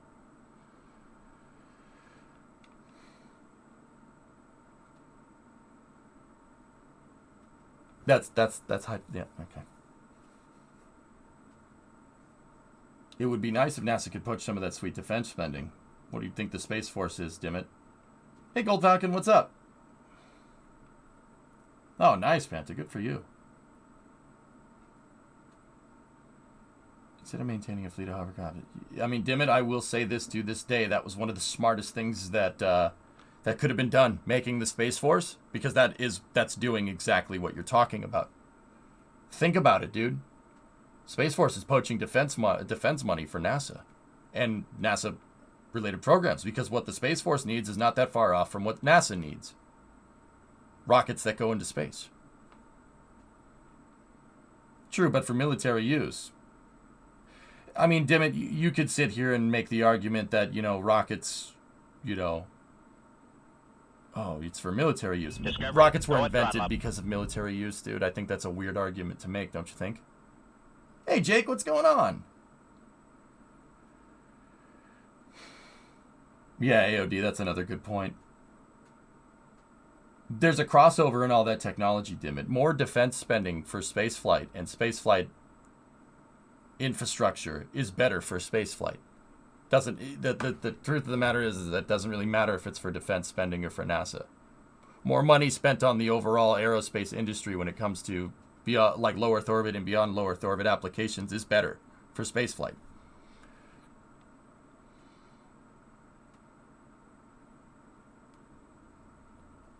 I can give you like a cited specific example if you really want. So, Dimon, do you want to hear something cool? Listen to this. So, the Air Force rolled out with their National Security Space Launch contract a couple of years ago. NSSL has 3 phases, all right? There was the Phase 1 Launch Services Agreement, and then Phase 2 Launch Services Procurement. And then Phase 3 is more Launch Services Procurement, but that's another idea. That's another story. So the LSA, the Launch Services Agreement, so Phase 1 of the National Security Space Launch Contract basically states, it's basically seed money for developing launch vehicles that the Space Force needs, okay? There were 4 entrants into the LSA: SpaceX, ULA, Northrop Grumman, and Blue Origin, okay?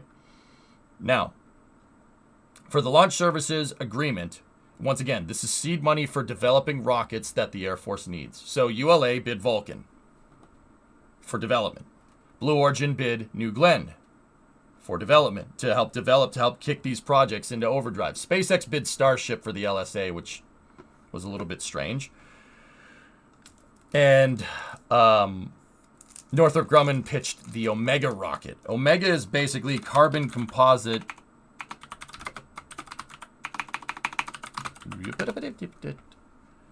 Omega is basically carbon composite space shuttle SRBs stacked on top of each other. Let me see if I can get you a good picture. Here. There we go. This one will work right here. So see those two are Omega. They're using segmented SRBs just like the space shuttle, but you can, instead of a 4-segment SRB, you have a 2-segment SRB with a 1-segment SRB and then a Hydrolox upper stage, something similar to the DCSS from Delta on top of that, right? And then Omega had a heavy launch variant that had a 4-segment SRB, basically a space shuttle booster, with a single segment SRB on top of that and that same Hydrolox stage with a bigger fairing.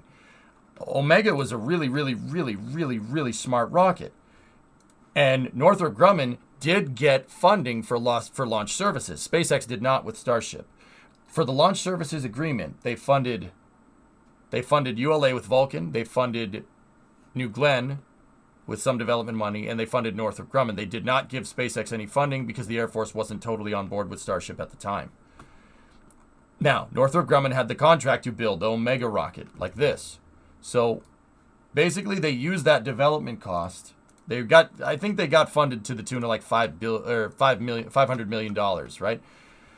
And they worked on basically making carbon composite versions of the segmented boosters that the shuttle and SLS use, right? So these Castor 600 and Castor 1200 and Castor 300s, right? They worked on these. Now, they did get them operational. They do work. They've tested the segmented carbon casing boosters. They absolutely work. They work really well, actually. Now, come to the Phase 2 launch services procurement of NSSL. Northrop Grumman didn't get selected. They did not get selected, basically killing the Omega program. SpaceX and ULA got selected.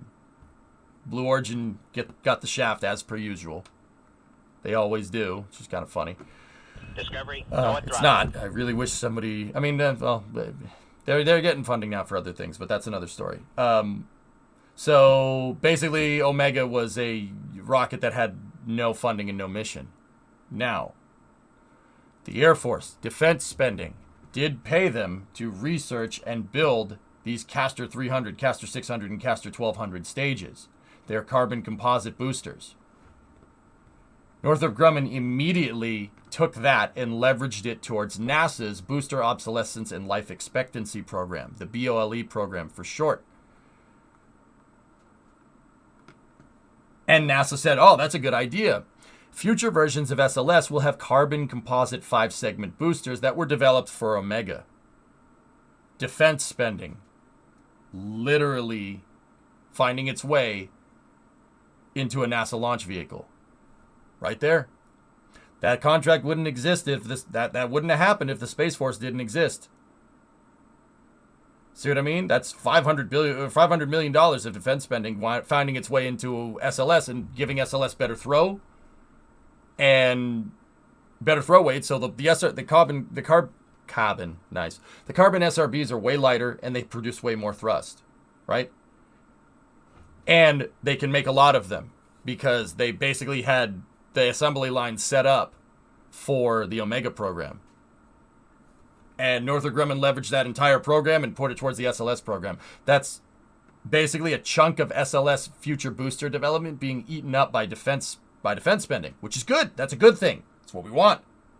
That makes sense, dude? Pretty cool, huh? That's a cited specific example. Of what I'm talking about. It doesn't matter if it's defense spending for Space Force. That money will find its way to NASA in some way, shape, or form and lower the costs. Of course, Pantha. That being said, Blue Origin isn't short on funding. Yeah, Aqualex, of course. But you're gonna have, the company has to be profitable eventually. Pretty cool, though, huh? Good conversations, dudes.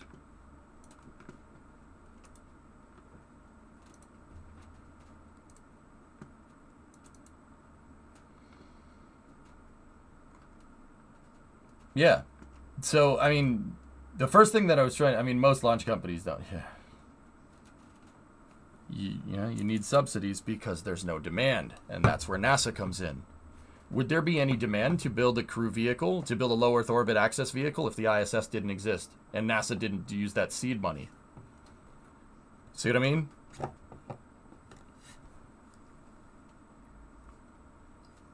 Yeah, but Bezos is actually good at long-term investment. You're not wrong. You're not wrong. Are you referring to Omega's rocket boosters? I am, MGB. Yep.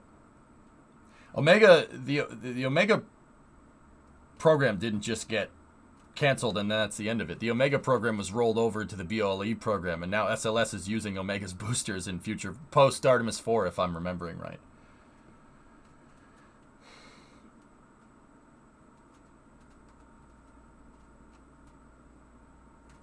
That's a direct example of $500 million of defense spending being put that found its way into a NASA program.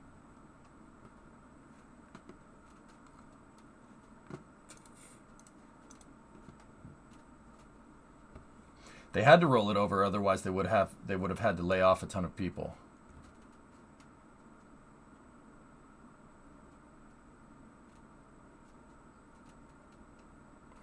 What?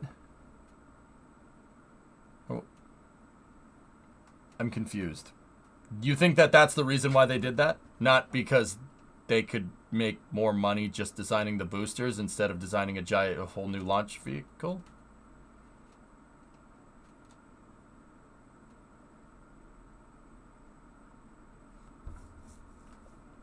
Do you think SpaceX is making money with Falcon 9? Even with the cost of Starship development?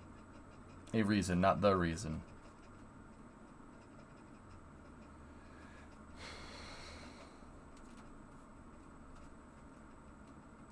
Okay. I mean, Hellfish, for somebody that's as staunchly capitalist as yourself, I find it hard to believe that you think that's the main reason, you know what I mean? I would say, yeah, that has something to do with it, but the main reason is dinero.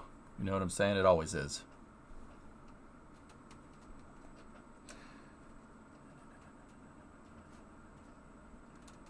So, Marco, do I think that SpaceX is making money with Falcon 9? No. No, Marco, but you got to understand what is making money with Falcon 9? What does that mean? So think about it like this. I'll give you an example because I kind of want to tee in some cities today. We'll play cities in a second. Is a subway in a city usually profitable? Do you make money? Do governments make money off of public transit? Most likely no. Do governments make money off of postal services? No, probably not. They usually operate at a loss, and that's not a bad thing, okay? Now, why is that not a bad thing? All right, I'm sound like a BuzzFeed article. It's not a bad thing because that gets you profit in other places. Building out the infrastructure is going to mean, so say taking the train, for instance, right? Taking the train can quickly and efficiently get you into an urban city center a lot faster than a car can, right? We've talked about this many times. So even though the train operates at a loss, it is literally it's going to end up making your city way more money because, you know, people can go from point A to point B faster. They can go to work. They can commute to work. Heck, that doesn't even, you don't even need that anymore. Everybody works remote, but that's just another story, right? Like, side thought, but see what I'm talking about? So the train isn't necessarily profitable itself, but it makes things profitable. It makes other things profitable, and the weight of those other things that could potentially be profitable often outweigh what it costs to initially develop the train. Or even keep the train working. The tickets that you pay for a train are mostly just to keep it running for like maintenance and stuff. Not to actually like, I mean, and even then, that's probably not enough to make the thing profitable. Trains are never good. They're never going to be profitable. Well, I won't say that because there's probably a case somewhere where a train is super profitable. That's once again another story. Think about Falcon 9 like that. Falcon 9 itself probably isn't profitable.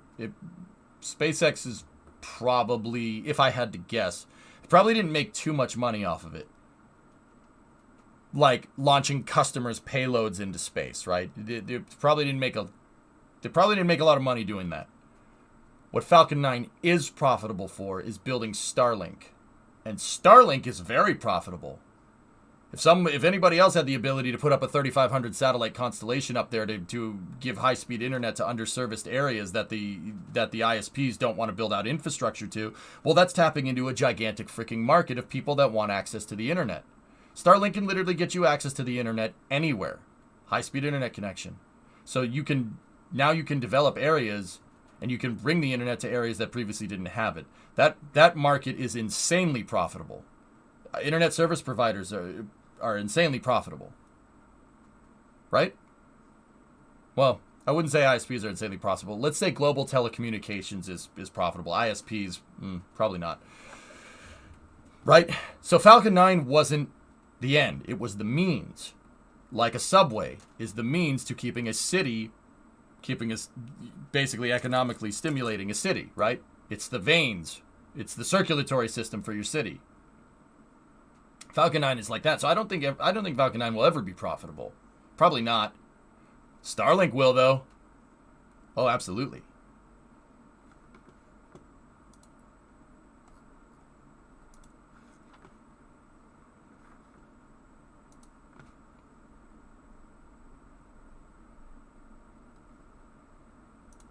That's cool, Dimit. Right on. And notably blocks astronomic research. Well, we're not. I mean, Stellar, you're not wrong. That just doesn't really add anything to the. We're talking about economics of satellite constellations, not scientific implications of said network. The original framework for the question was, is it profitable? So that makes it an economic discussion, right? There's no doubt that, yeah, it's, you go to try and look at something with your telescope and it's really messing things up, but that is correct and something that should be taken into account, absolutely, but that has nothing to do with, saying whether it's profitable or not. As much as I hate saying it, astronomic research means nothing to the profit of Starlink and Falcon 9. Now, don't get me wrong, that doesn't mean SpaceX isn't taking measures to solve that problem. They've drastically reduced the visibility on their satellites. I'm not saying it's still an issue, but it's kind of inconsequential to whether it's profitable or not, It was fun, Chief. It was a good time. So, Northrop Grumman would no longer be in the business of building and operating an entire launch vehicle. No Omega, no more Antares soon. Will supplying SRBs to other companies be their whole business? Squishton, I'll be very honest with you. Northrop Grumman, in terms of rocketry, their business is with ICBM. Our ICBM fleet maintenance and development. Yeah, the Omega contract, and even the BOLE program are nothing compared. Look up how much money they got to update and modernize our ICBM fleet, and your jaw will drop. Yeah. You'll be like, oh, okay. Hey, Walk, thank you.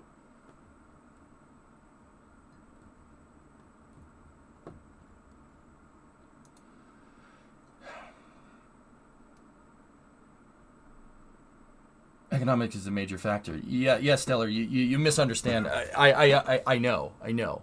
It's not a major factor in the context of conversation that we were having. I know. You're preaching to the choir here, bud.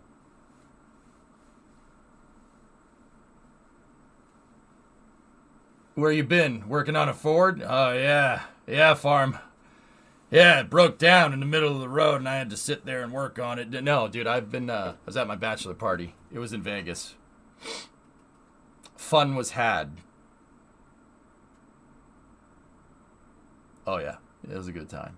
It was a good time. I'm not saying anymore. You don't need to know anything else, man. You know what I'm saying?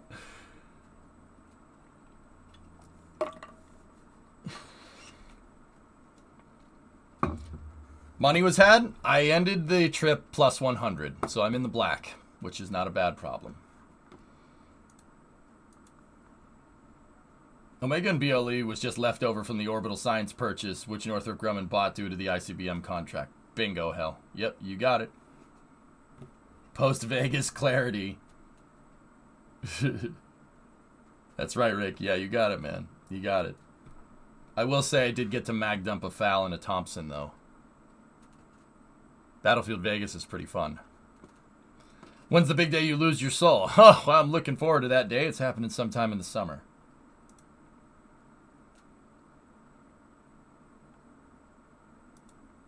Yeah, Hellfish. They had a, you got more than you. Nice, Chief.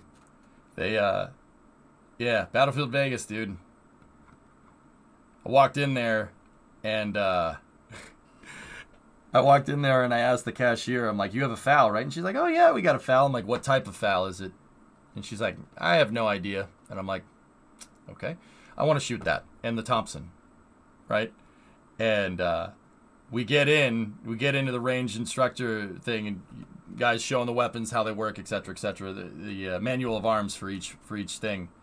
And I asked him, I go, what type of FAL is that? He goes, it's a real FAL, like a Bell, a FN Herstal, right? And I'm like, selective fire? And he's like, yep. And I'm like, oh boy, okay, this is gonna be fun. So, yeah, it was a real FAL, yeah. That selector lever goes all the way forward. That was fun. Bruised. All up in here. Bruised all up in here. Anyone using the minigun? I took a picture with it, Hammer, yeah. No, I didn't, Hellfish. Yep. It's a good bruise, right? Sneaky. Yeah, FALs shoot 7.62 by 51, dude. It's basically a sniper round, only they can do it automatically at like 800 rounds a minute. Let's just say that the box mags that we had, when the 20 round box mags, we zipped those out pretty quick. Yeah. Yep. The fun switch. Yeah. And I'm not gonna sit there taking a Thompson and just rock and roll. It's kind of nuts, dude. So something that I learned about Thompsons, and this is a physics thing, you guys will appreciate this.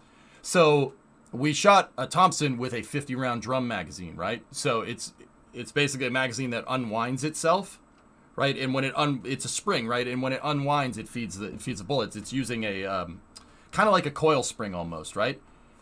And if you shoot, the thing can go so fast, it'll shoot so fast that the spring unwinding will actually affect the moment of the firearm. So like when you're shooting, right, the spring unwinding works like a gyro, and it makes the thing go up and to the right. It's weird, dude. Like totally weird. I would not expect that. I wouldn't expect the moment of the spring unwinding causing it to it causes the firearm to gyroscopically process. It goes up and to the right every time.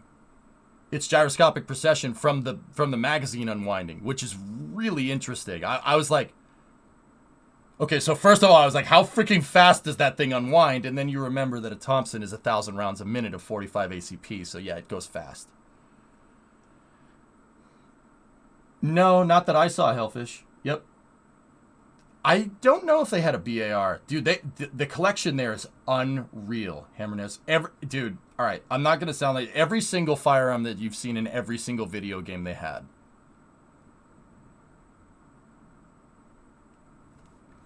Yeah, they had everything. And I just picked the FAL because I've never shot one. Unbelievable. That's the sand, goalie. All right. Yeah, FALs are one of my favorite. That's one of my favorites, dude. FALs are amazing.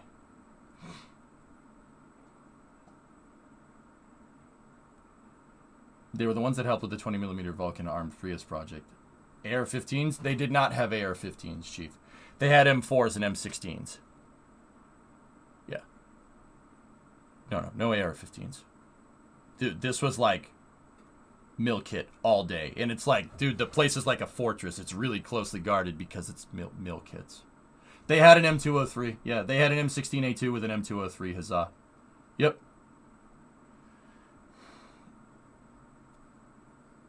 I don't want to talk about AR-15s, guys. Discovery, current no events, throttle okay? up.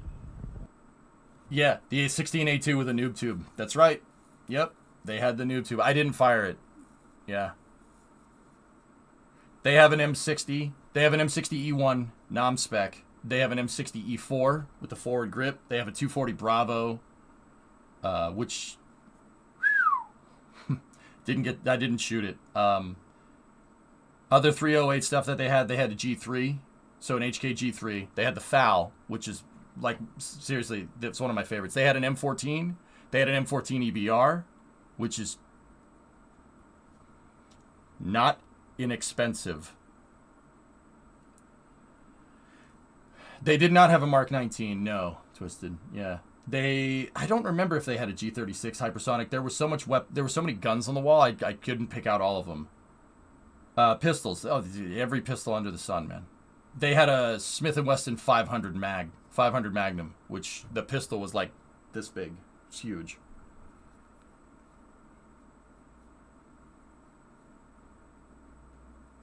I love that rifle, but carrying on patrols sucked. Zonku, yeah. Dude, heavy. Even the FAL was really heavy. Yeah, it's a heavy gun. Carrying that thing around all day would really suck. Like, yeah, it does. It's deceptive, dude, because it's tiny. It doesn't look very big, but then you hold it and you're like, whoa, okay, this has got some beef to it. Yeah, Twisted. I had to be very careful because I still wanted to end the day being up money. Should have came down for some F1. Yeah, it's pretty nuts, yeah. Dude, yeah, the magazine unwinding makes the gun process up and to the right, which is that was a very weird feeling. I've never done that before. Yeah, Nova Ninja, for sure, man. For sure.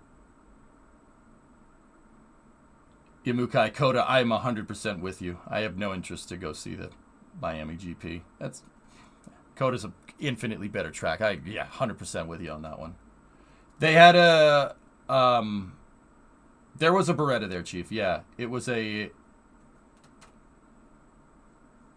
Beretta 92F, I think. I think that's a guess. I don't remember. Dude, there were so many guns on the wall, I didn't know what to do. I'm like, this looked like, when Neo's guns, lots of guns, like that scene in The Matrix. It looked like that. There was I think it was an MG3 Bear. It wasn't an MG42. It was an MG3. Yeah, Farm. It was cool, man. It was cool. I did not see an AA-12 hypersonic. Yeah. Plasma rifle in the 40-watt range.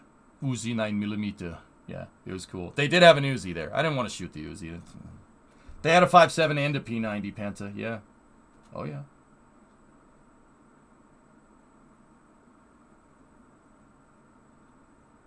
Yeah, Mukai. I saw the paddock, dude. I saw them building the paddock. It's behind the strip, so to speak. I didn't see an F2000 there. They had a Tavor, and they had a Steyr AUG, if we're going to talk about, like, bullpup styles. Not when you're, like, 20 feet from them. Yeah, I did. Yeah. Dude, I'm telling you, this place is legendary. Like, there's so much. I'm telling you, almost every video game gun is in it. And that's the reason why I like FALs, because I wrecked face with them in like Battlefield and stuff back in the day. They had an AUG, Huzzah. It was really cool. You have a Tavor? Nice. There you go. Did they have an M134? Yes. Yes, they did, Bandit. Yes, they absolutely have one. Kalashnikovs? What version?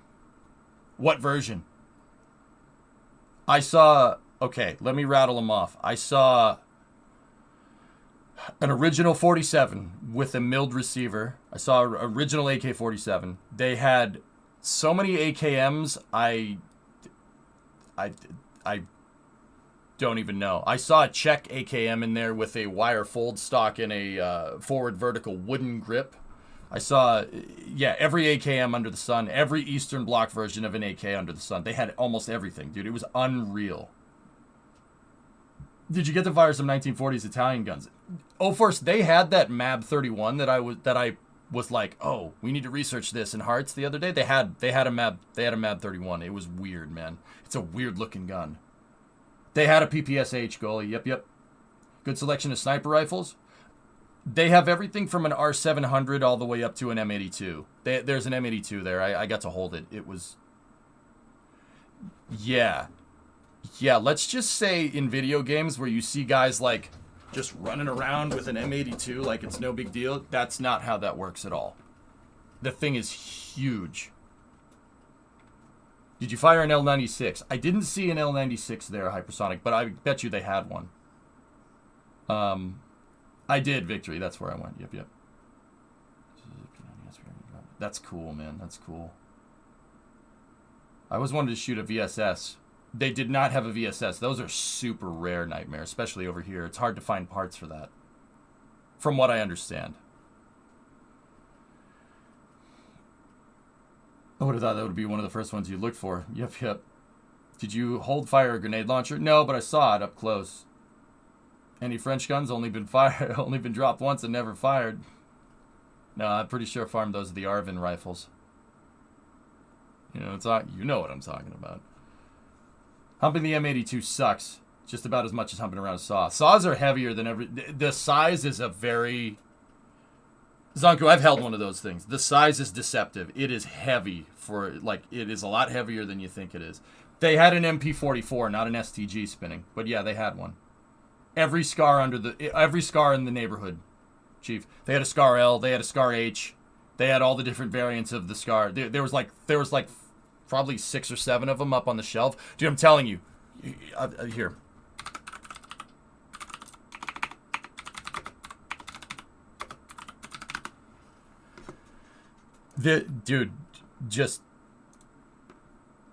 Everything. There's just everything. It is every single gun you can think of, dude. They had a Car 98. They had a Mauser. Dude, they have... Dude, it's... I can't even... Like, there's so many I can't even think of. Like... Oh, nice, Twisted. Very good. Here, let's see. Let's see if we can find a picture. Yeah, they have a 134. Absolutely. They absolutely have a minigun. It's up on it was up on its pylon. It was. Yeah, look at it, man. Look at all this. Dude. They had an M16A1, which is really cool to see. I've never seen one before.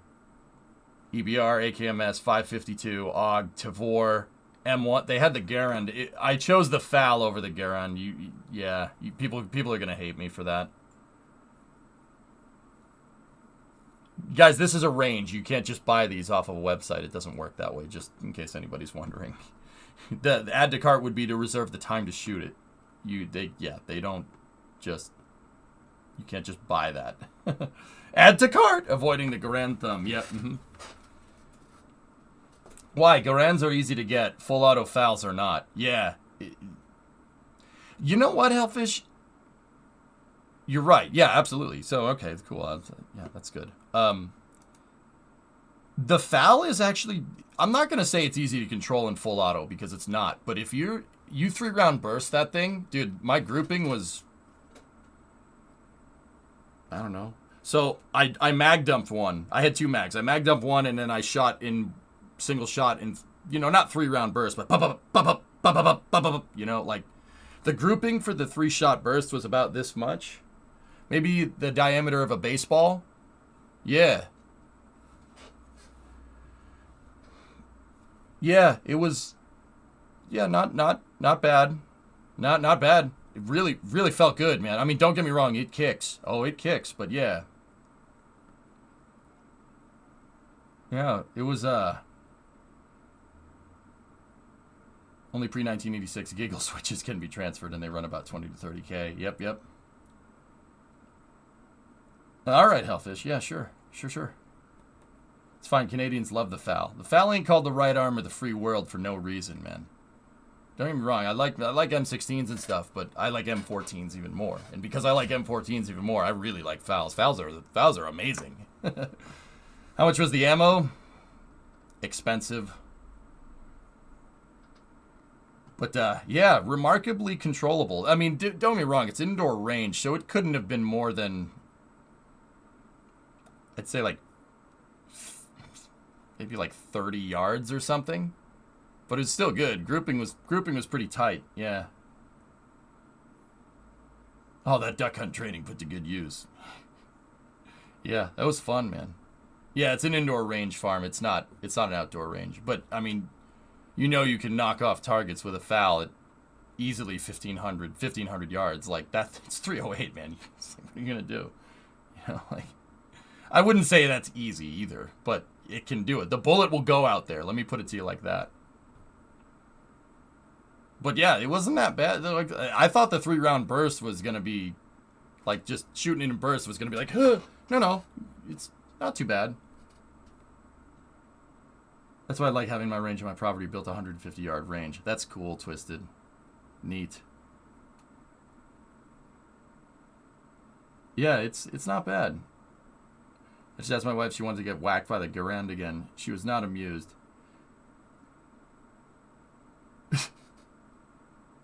I got hit pretty good once with the front sight post when we were tossing them around in high school. Yeah. If I had the trigger down, it would become an AA gun. Yeah. Readings, when's the wedding? It's in the summertime. Yeah, guys, in another couple months. Yeah. It's fun, dude. We had fun times in Vegas, dude. It was a good time.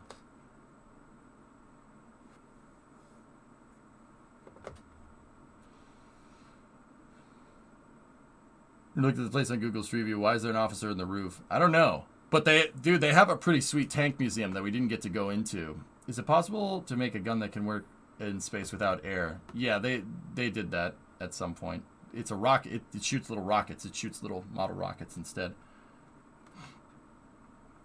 Yeah, Mukai, yeah, you're not wrong, dude. You're not wrong at all. Could we make a wedding celebration on the Minecraft server? No, please don't. Have any outrageous dinners? Yeah. Yeah, the gyro jet, Hellfish. That's what I'm talking about. Yeah. Dude, it's funny. The grouping... It's funny. The guy was giving me the manual of arms for the FAL, right? And he handed it to me and, like, with no magazine in. And I put it down, checked, and, I was like, okay, cool. And the guy was like, huh.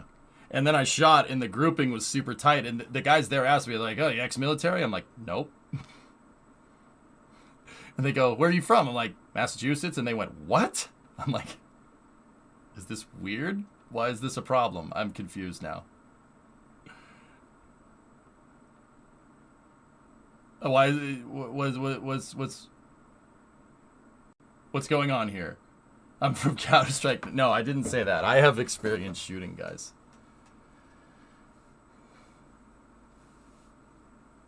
Yeah. Yeah, I know, Hellfish. Yeah, we had a less than polite conversation about that. Yeah. But yeah, they got really confused. They were like, "Really?" I'm like, "Yeah. Yeah."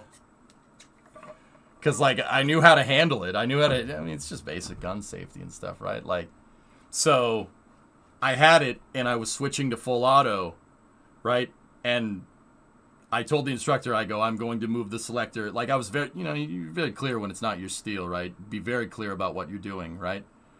And I was like, sir, I'm switching to full auto selector. I'm going to do it with my trigger hand. And, I flipped over, flipped it. And yeah, they asked me after, they were like, you ex-military? I'm like, nah. And they're like, that's a pretty good grouping. I'm like, thank you. I appreciate that. You can be from NA and still appreciate guns. Well, I'll desert. Yeah, there you go. You're a pretty good example of that, right? Like, they just got really confused. They were like, "Wait, what?" I'm like, "What do you mean? What? Why is this a thing? Why are you giving me that face?" And then they started laughing. It was funny. Best thing you ate in Vegas? Steak.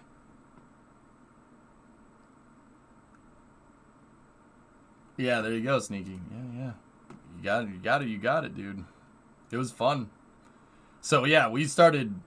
That's when, like, they were like, dude, you got to come see the minigun. So they, we didn't pay for this, but they're like, here, come check out the minigun. So I, had the minigun and I held the M82 and a couple of other things. Yeah, those guys were cool. They were really cool.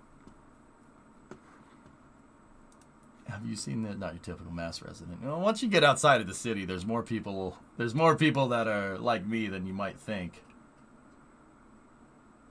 That's cool. Nice, Bandit. I shot the MP5 full auto. Grouping was all over the place. Dude, they had an MP5 SD, an integrally suppressed MP5, which is just crazy. The owner is a member of ARFCOM. I'm not sure what that is, Hellfish, but that's cool. Yeah. Yeah, they had an SD. Dude, that place is sick, dude. It's so nuts.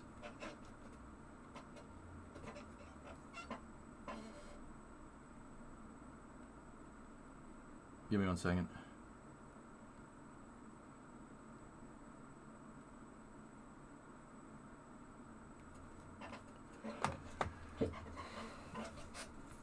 Yeah, because they had a lot of good stuff, dude. It's a great collection. Really, really interesting.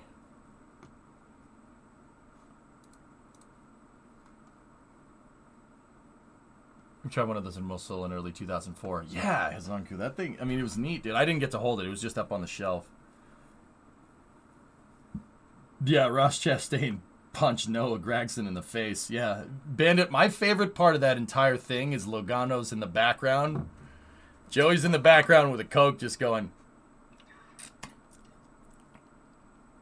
Look at the footage again. Look at the footage that's right up close. You see Joey in the background just watching them beat each other up, and he's going. That's my favorite part of that whole thing, dude. Oh, shoot, we were both in Vegas at the same time. I was there all last week. He came back sick as heck, though. Yeah, I got back this morning, dude. Yep. Yeah, Hellfish, yeah, exactly. Did you see bought us a stash? I didn't watch any Formula 1, dudes. From what I understand, I didn't really miss anything. But yeah, Platinum, I was out there for my bachelor party. I didn't want to say where I was going. It was a good time. Hang on, it's getting a little toasty in here. I gotta open the door.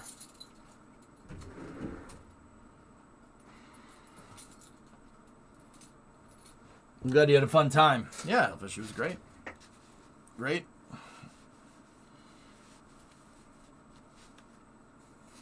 Yeah, dude. I want to go back and see the museum. The museum is really cool. There's a lot of really cool tanks in there. You came back to some fine weather. I did. Yep.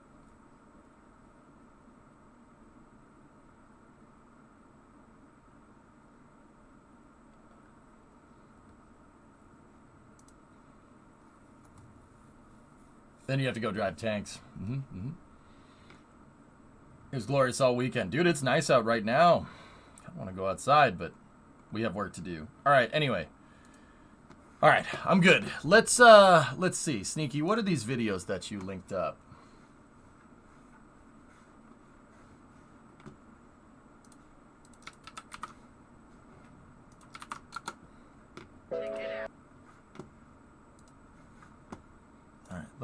There's 2 videos for cities here of content creator packs and whatnot. Let's see what we got.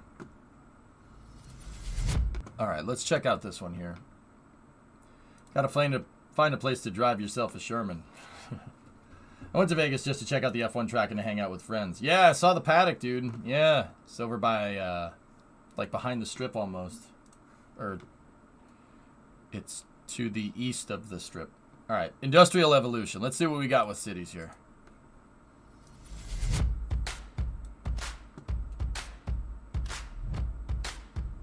Industrial evolution. Content creator backed by Samantha Avanya Woods. All right, what do we got? Walk the path of history with the industrial evolution. 34 brick factories. Ooh, very nice. 18 modern light industrial buildings. Cool. 18 contemporary modern industrial buildings.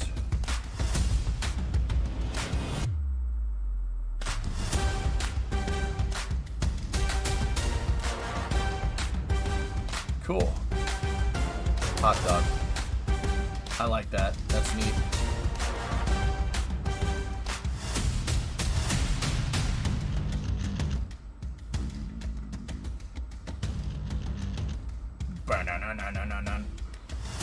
That industrial traffic is terrible. Those brick buildings will one day all be breweries. Oh boy. I like that. That's cool. Very neat. Alright, what about this one? Brooklyn and Queens Content Creator Pack. Okay.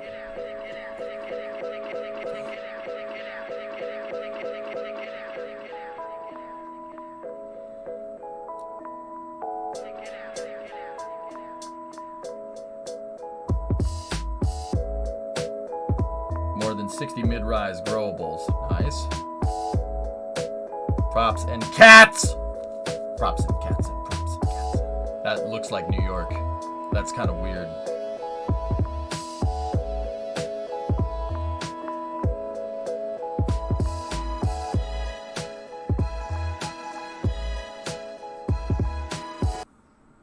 Top Golf.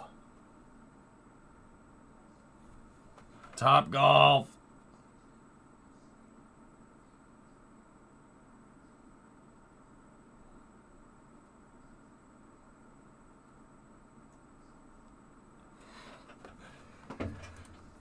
Sorry.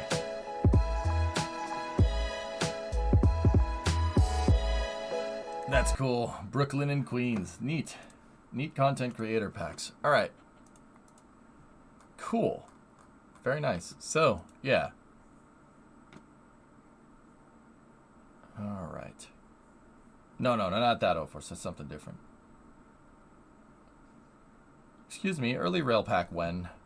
I really wish they would redo the railroad logic, Aquilex, in cities. Honestly, make it more like Factorio. So, like, freight yards actually matter.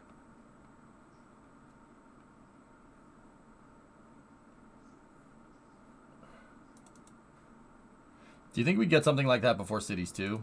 Probably not.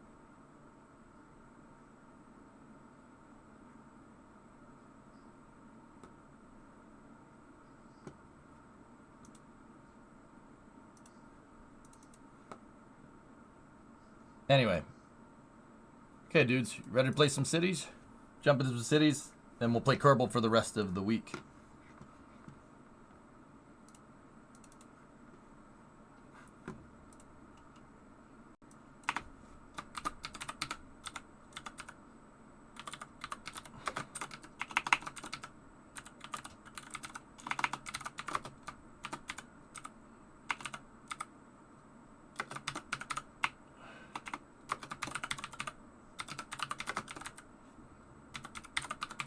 Gotta change